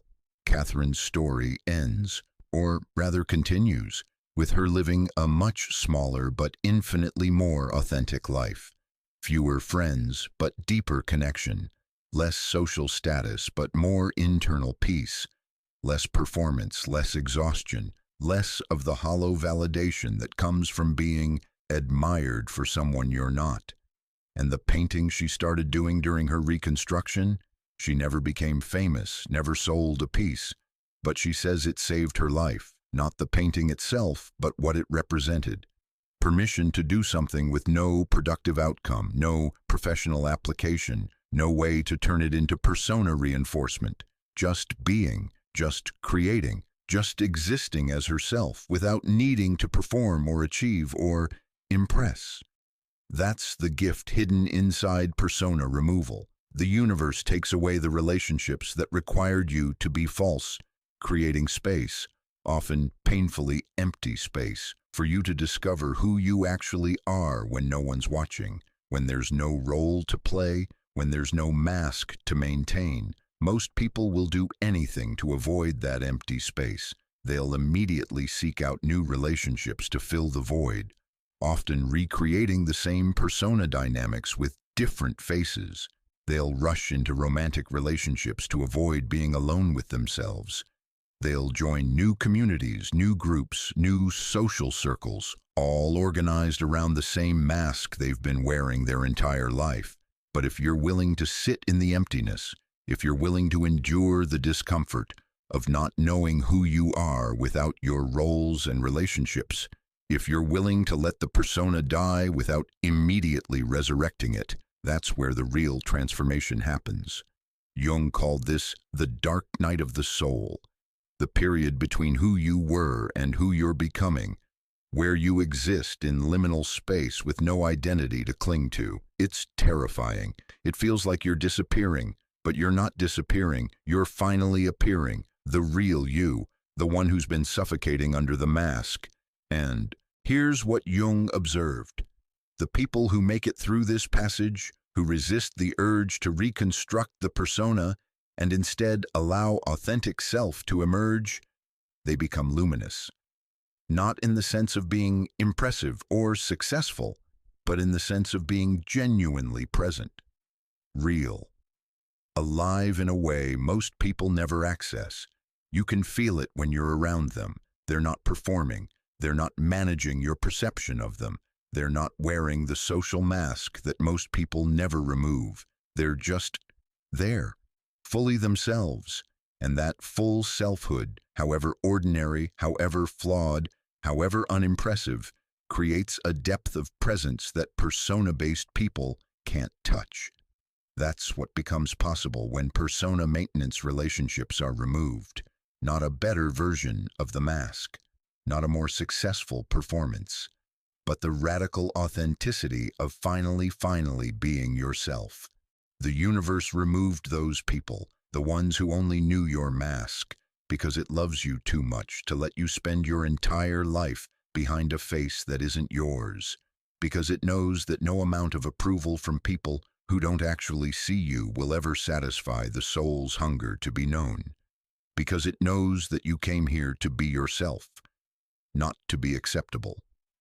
So if you're in the aftermath of losing relationships that seemed perfect, that felt stable, that everyone thought were so good for you, consider this. Were they actually good for you, or were they good for your persona? Did those people know the real you, or did they know the performed version? And if the honest answer is that they knew the mask, then their departure isn't tragedy, it's liberation. Painful, disorienting liberation that's forcing you to ask the question most people avoid their entire lives. Who am I when I'm not performing? That question is the gateway to individuation, and you cannot walk through it while maintaining relationships that require the mask. The universe knows this. That's why it surgically removed them. That's why the timing was so precise. That's why no amount of trying to fix it, change it, or prevent it worked. You were ready, whether you felt ready or not, to stop performing and start being. And every person whose relationship was contingent on your performance had to exit so you could finally be real. Now, to make all of this concrete, to show you exactly how these principles operate in an actual human life, we need to look at a complete case study. A real person who experienced catastrophic removal, total life dismantling, and the emergence that became possible only because everything false was stripped away. This is the story that will make everything we've discussed undeniable, because you're going to see yourself in it, and you're going to understand, maybe for the first time, that your losses weren't random, they were surgical, and they were preparing you for a life you can't yet imagine. Her name was Elena, and over the course of 3 years, she lost her marriage, her 2 closest friends, her job, and her religious community. From any conventional perspective, this was complete life collapse, rock bottom, the kind of devastation that breaks people permanently. But through Jungian analysis, through the lens of synchronicity, shadow integration, and individuation, a completely different story emerges. Elena didn't experience random tragedy. She experienced systematic dismantling of a false life, so her true life could begin. Let me take you through it chronologically, showing you the precise archetypal function of each removal, the pattern beneath the seeming chaos, and why every single loss was necessary for her becoming.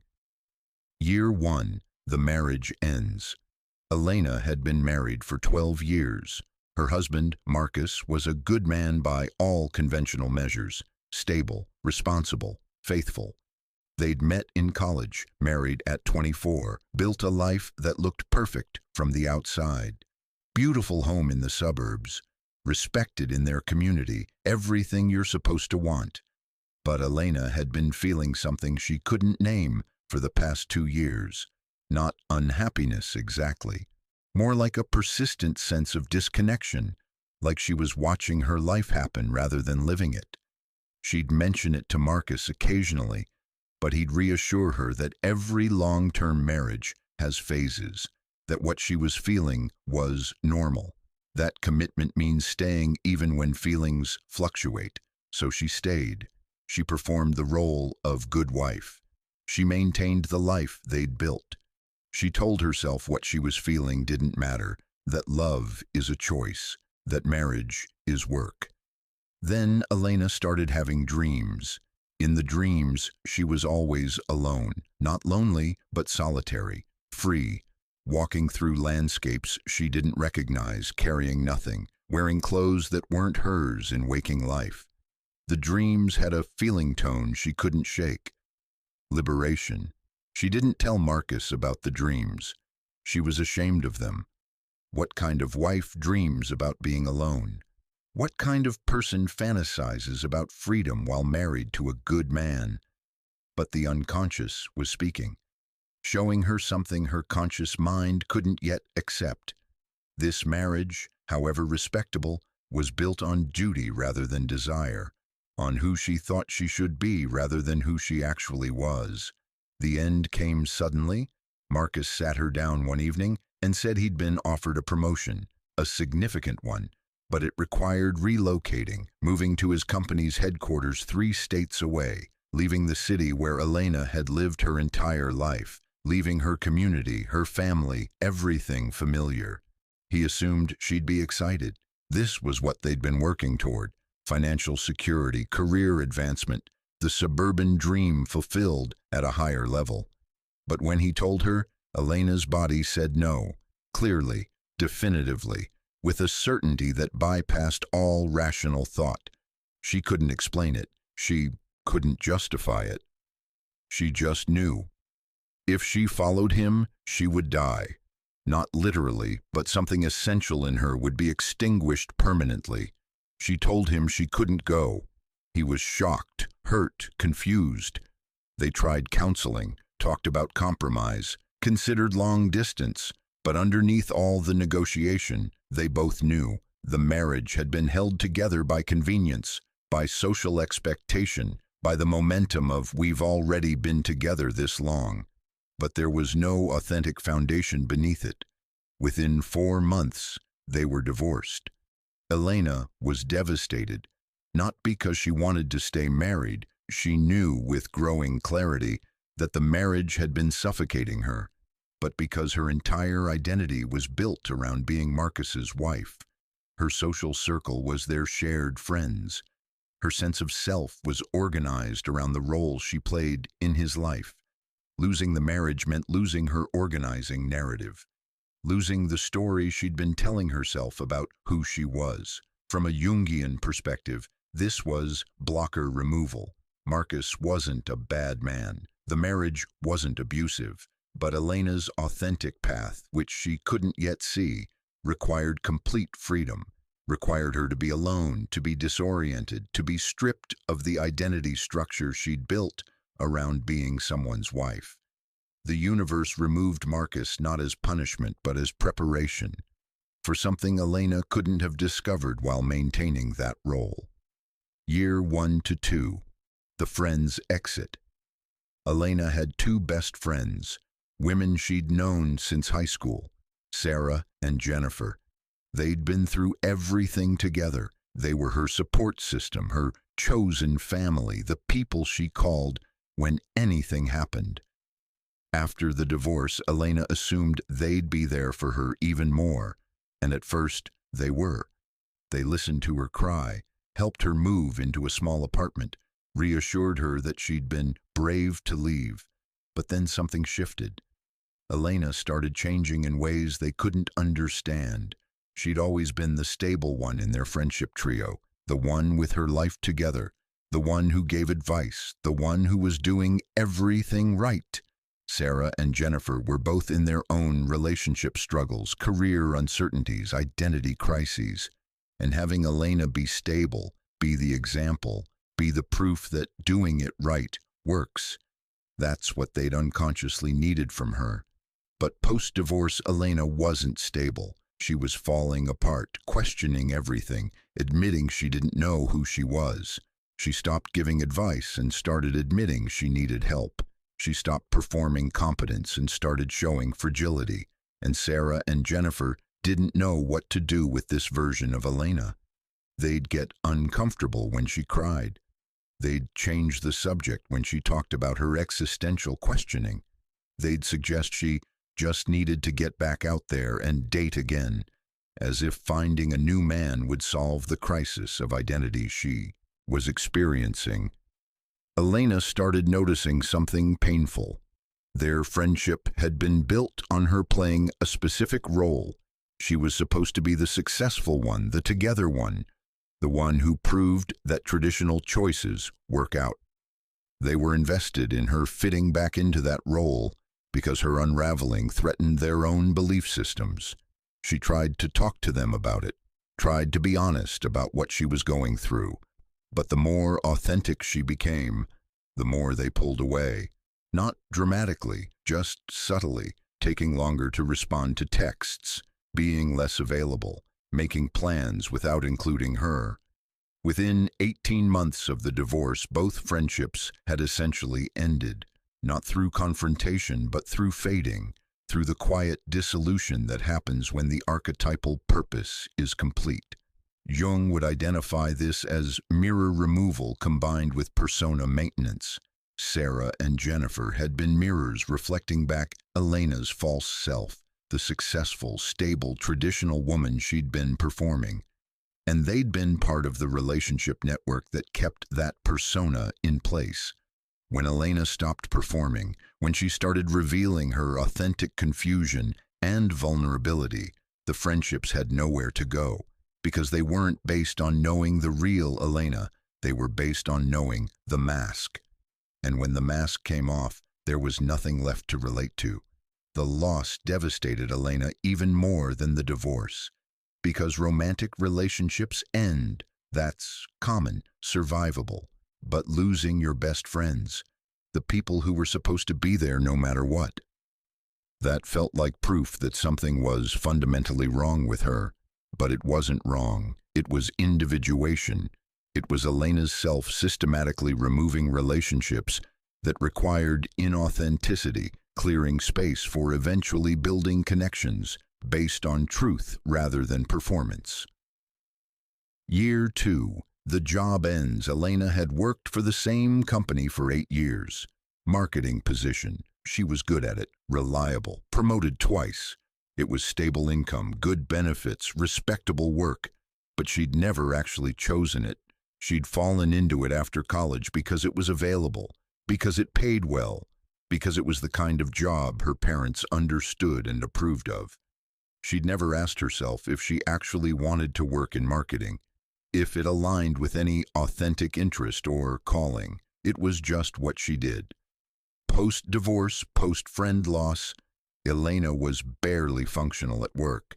She'd show up, do the minimum, zone out in meetings. Her performance was slipping. Her manager noticed, pulled her aside for concerned check-ins. Elena would promise to do better, but she couldn't because she was in the middle of psychological death. Everything that had organized her identity was gone, and she was existing in a fog of disorientation. Then the company announced restructuring. Her department was being downsized, and Elena, despite her 80 years there, was let go. They gave her a decent severance package, wished her well, said she'd land on her feet. She didn't land on her feet. She crashed completely. No marriage, no best friends, no job. In 18 months, every external structure that had defined her life was gone. From a Jungian perspective, the job loss was scaffold removal. The job had provided external structure, income, routine, identity as professional woman. But it had never been authentically chosen. It had been one more element of the false life Elena had been living. The universe removed it because Elena needed to be completely unmoored, needed to have no familiar structures to cling to, needed to be forced into the terrifying question, who am I when I have nothing? Most people in Elena's position would spiral into depression, and Elena did for a while. But she also did something else. She started paying attention to the dreams. Year 2 to 3. The religious community exits. Elena had been raised Catholic, had remained active in her church community her entire adult life. It was where she and Marcus had married, where she'd volunteered, where she'd found meaning and belonging. Post-divorce, she initially tried to lean into the church even more. She needed community, needed something stable while everything else was falling apart. And at first, people were kind, sympathetic about her divorce, supportive in the way religious communities are trained to be. But then Elena started asking different questions, the kind of questions you're not supposed to ask, or at least not out loud. questions about why God would create people with desires and callings that conflict with traditional expectations, questions about whether suffering is actually redemptive or if that's just a story we tell ourselves to make pain bearable, questions about whether the life she'd been living, the one that looked righteous and good, had actually been a betrayal of her soul. She mentioned these questions in a women's Bible study group. The response was immediate and uncomfortable. Several women suggested she was going through a spiritual crisis that prayer would fix. Others gently recommended she speak with the priest. The message was clear. Your questions are inappropriate. Your doubt is dangerous. Come back to the fold and stop questioning the structure. But Elena couldn't stop questioning because the structure, the entire belief system that had organized her life, had led her to a marriage that wasn't real, friendships that weren't authentic, a career she never chose, and a self she didn't recognize. If that's what doing it right, according to religious prescription, produced, then maybe the prescription itself was the problem. She stopped attending church. Not dramatically, she just quietly withdrew, stopped showing up, and the community let her go. A few people reached out initially, but when it became clear Elena wasn't coming back, they stopped trying. Within 6 months, she'd completely severed ties with the religious community that had been her spiritual home for 36 years. Jung would call this collective shadow removal. Elena had been using religious community to maintain a persona of goodness, righteousness, spiritual correctness.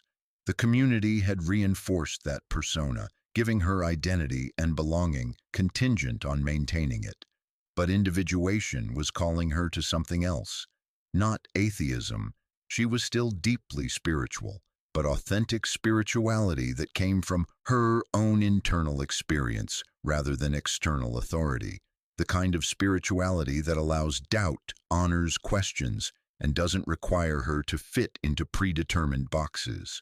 The religious community had to exit because it represented collective pressure to maintain the false self. And Elena's individuation required her to build relationship with the divine directly, unmediated by institutional control. The dark night. By the end of year 3, Elena had nothing. No partner, no close friends, no job, no religious community, no external structure, no identity that made sense. She spent 6 months barely getting out of bed, eating intermittently, crying without reason, feeling like she'd destroyed her entire life for nothing. She considered suicide twice, not actively planning it, but thinking it would be easier than continuing to exist in this unbearable emptiness.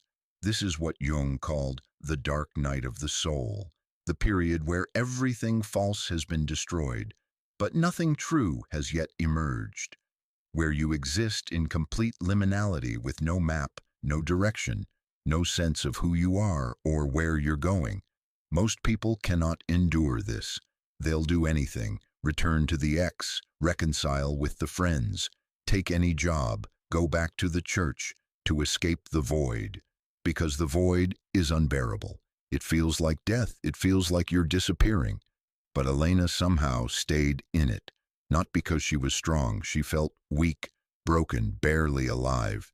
But because there was nothing left to go back to. Every bridge had burned. Every door had closed. There was no choice but to sit in the ashes of her old life and wait for something, anything, to emerge. The turning point. Then one night, Elena had a dream different from all the others.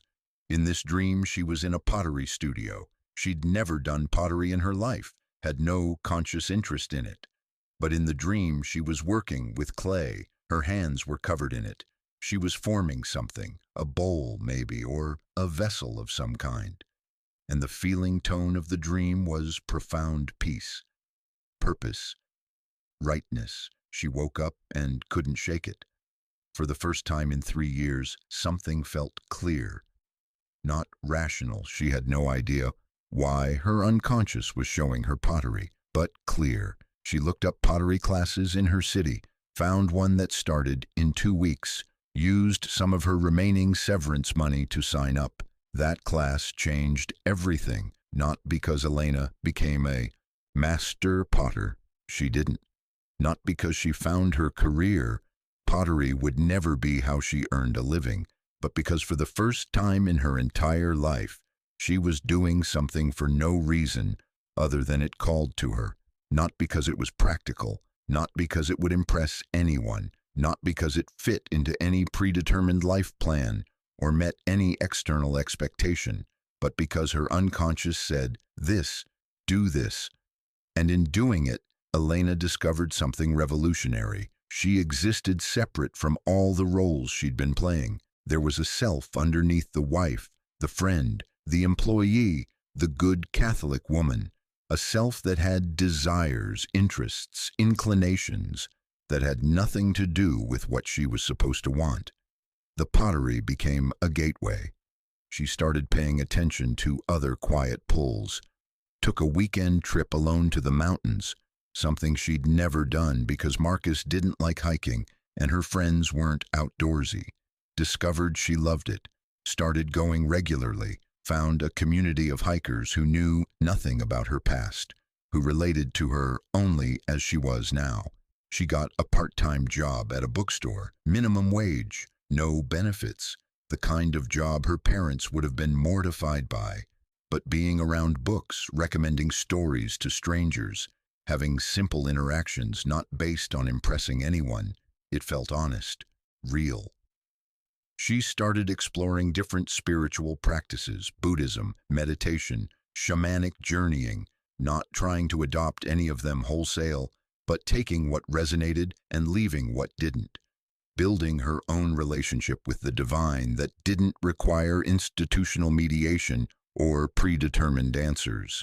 Over the next 2 years, Elena built a completely different life, not the life anyone would have expected or prescribed for her.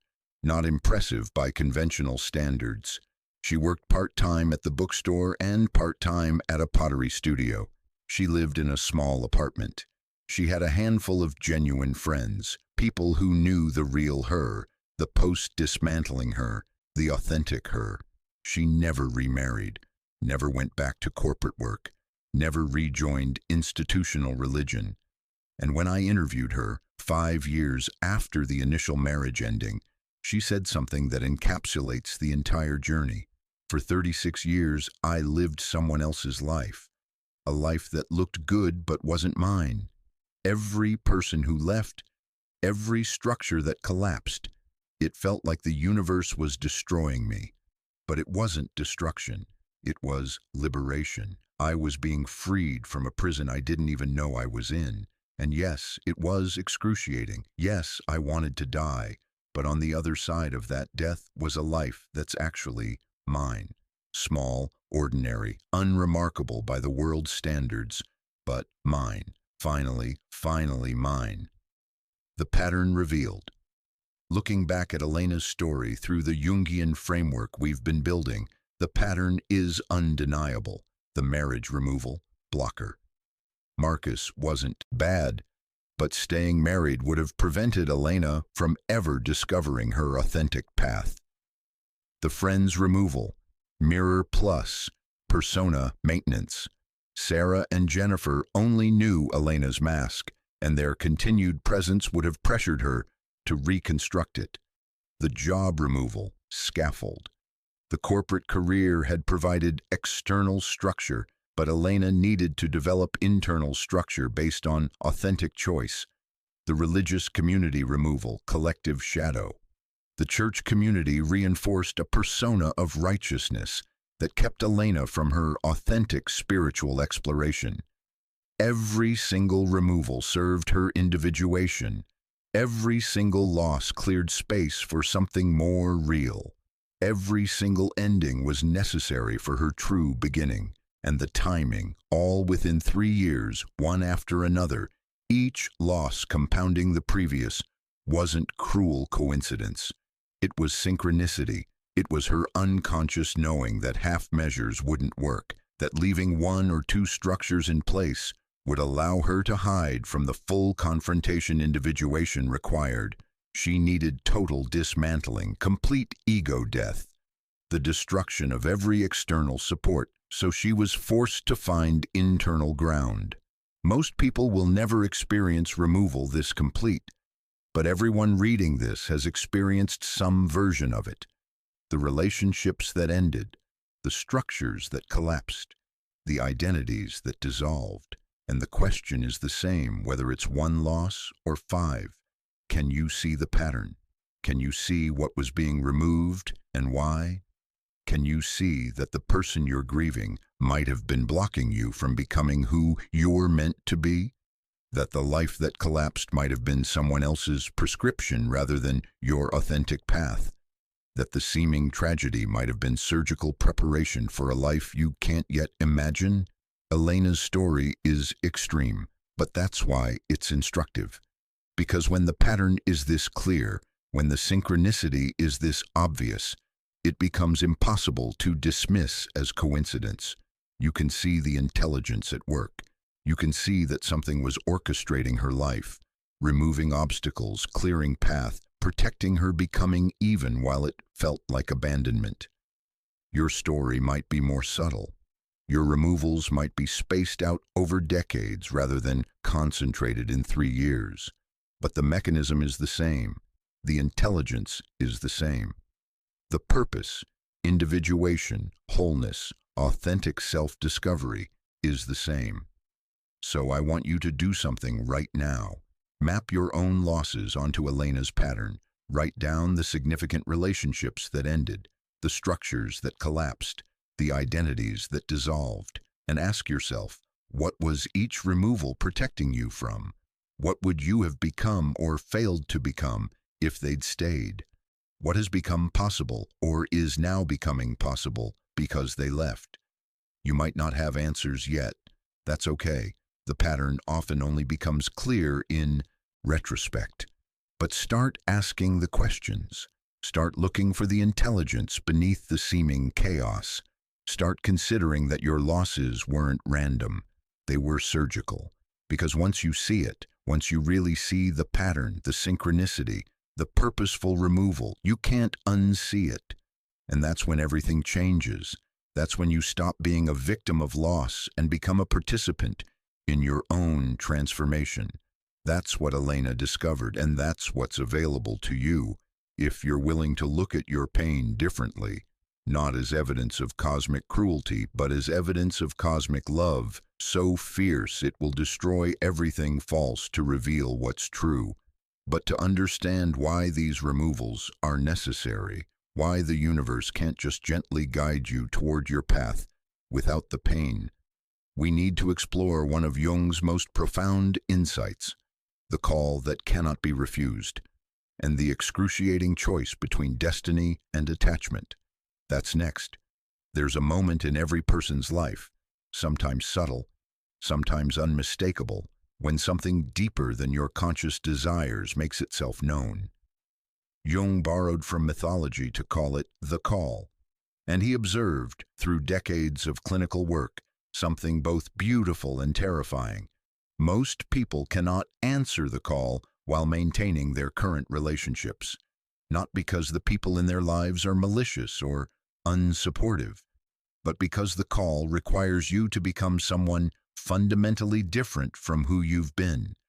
And most relationships, especially the comfortable, long-established ones, are structured around you staying the same. This creates the central conflict of individuation, destiny versus attachment. And the universe, in its ruthless commitment to your wholeness, will force this choice by removing the attachments before the call becomes explicit. Because if you had to choose consciously, if you had to look at the people you love and say, "I'm choosing my path over you," most people couldn't do it. The guilt would be unbearable. So the removal happens first. The relationships end. The structures collapse. You're left alone, confused, devastated. And only then, when you have nothing left to lose, does the call reveal itself fully. Only when you're free does the path become visible. Let me show you what I mean by the call. I'm not talking about career goals or life plans you consciously construct. I'm talking about something that arises from depths you can't access rationally, a pull toward a way of being, a work to do, a person to become that feels simultaneously foreign and deeply familiar, like remembering something you've always known but never acknowledged. Jung noticed this pattern particularly in his midlife patients, people who had achieved conventional success but felt hollow inside. They'd done everything right: good marriage, stable career, financial security, social respect. From every external measure, they should be happy, but they weren't, because the life they'd built was based on external prescription, what parents wanted, what society valued, what seemed safe, rather than authentic internal calling. And somewhere around midlife, the psyche revolts. It says, "You've lived half your life according to other people's agendas. The second half is mine." That revolt is the call, and it usually requires dismantling everything you've built in the first half. Jung experienced this himself. At age 37, at the peak of his professional success, he had a psychological crisis that looked like a breakdown. He resigned from prestigious positions, withdrew from public life, and spent years in what he called confrontation with the unconscious, doing inner work that his colleagues thought was insanity. His marriage nearly ended, his friendships strained, his professional reputation suffered. From every conventional perspective, he was throwing away everything he'd worked for. But what emerged from that period was the entirety of his life's work: the concepts of individuation, synchronicity, the collective unconscious, archetypes. Everything that would eventually revolutionize psychology and touch millions of lives came from his willingness to answer the call, even when it required abandoning his carefully constructed life. He couldn't have done it while maintaining his previous role, while meeting everyone's expectations, while staying who he'd been. The call required complete transformation, and relationships based on his old identity couldn't survive that transformation. This is the pattern. This is how it works. And this is why the universe removes people before the call becomes explicit, because if you had to choose between your destiny and your attachments while fully conscious of the cost, the guilt and fear would paralyze you. Let me tell you about Thomas, because his story illustrates this mechanism in its most stark form. Thomas was a physician, successful practice, respected in his field, financially secure. Married for 16 years to Linda, a woman he genuinely loved. They had a good life, not passionate maybe, but stable, comfortable, companionable. Then Thomas started having persistent thoughts about something completely unrelated to medicine. Music, specifically composing music. He'd studied piano as a child, but abandoned it when his father insisted he pursue something practical. He'd spent 30 years not thinking about it. Then suddenly at age 44, he couldn't stop thinking about it. He started composing secretly, late at night after Linda was asleep, early mornings before work, using composition software he'd installed on his laptop. He didn't tell anyone, not Linda, not colleagues, not friends, because it felt ridiculous. He was a physician, a professional. What was he doing writing symphonic pieces no one would ever hear? But he couldn't stop. The music kept coming, demanding to be written. And Thomas felt more alive doing this secret, ridiculous thing than he'd felt in years of practicing medicine. Then Linda found the compositions on his computer. She didn't snoop. He'd accidentally left a file open. And when she asked about it, Thomas tried to explain. He said he'd just been dabbling, exploring an old hobby. It didn't mean anything. But Linda saw his face when he talked about it. She saw something she hadn't seen in years. Passion, aliveness, complete presence. And she realized, he doesn't look at me that way. He doesn't talk about our life together with that kind of energy. His soul is somewhere else. They tried to work it out, went to therapy, Thomas promised to stop composing, to refocus on their marriage, to be present. And he tried. He really did. But the music kept calling, and ignoring it made him depressed, distant, half alive. Linda finally said what needed to be said. "You're not here, you're somewhere else, and I don't think you can be both there and with me." She was right. Thomas wanted to argue, wanted to say he could balance both, but he knew she was right. The calling he was hearing, to leave medicine, to pursue music full-time, to build a completely different life, was incompatible with the life they'd built together. Not because Linda was unsupportive, but because that life required him to be someone he was no longer willing to be. They divorced, amicably, painfully, both grieving what they were losing, both knowing it was necessary.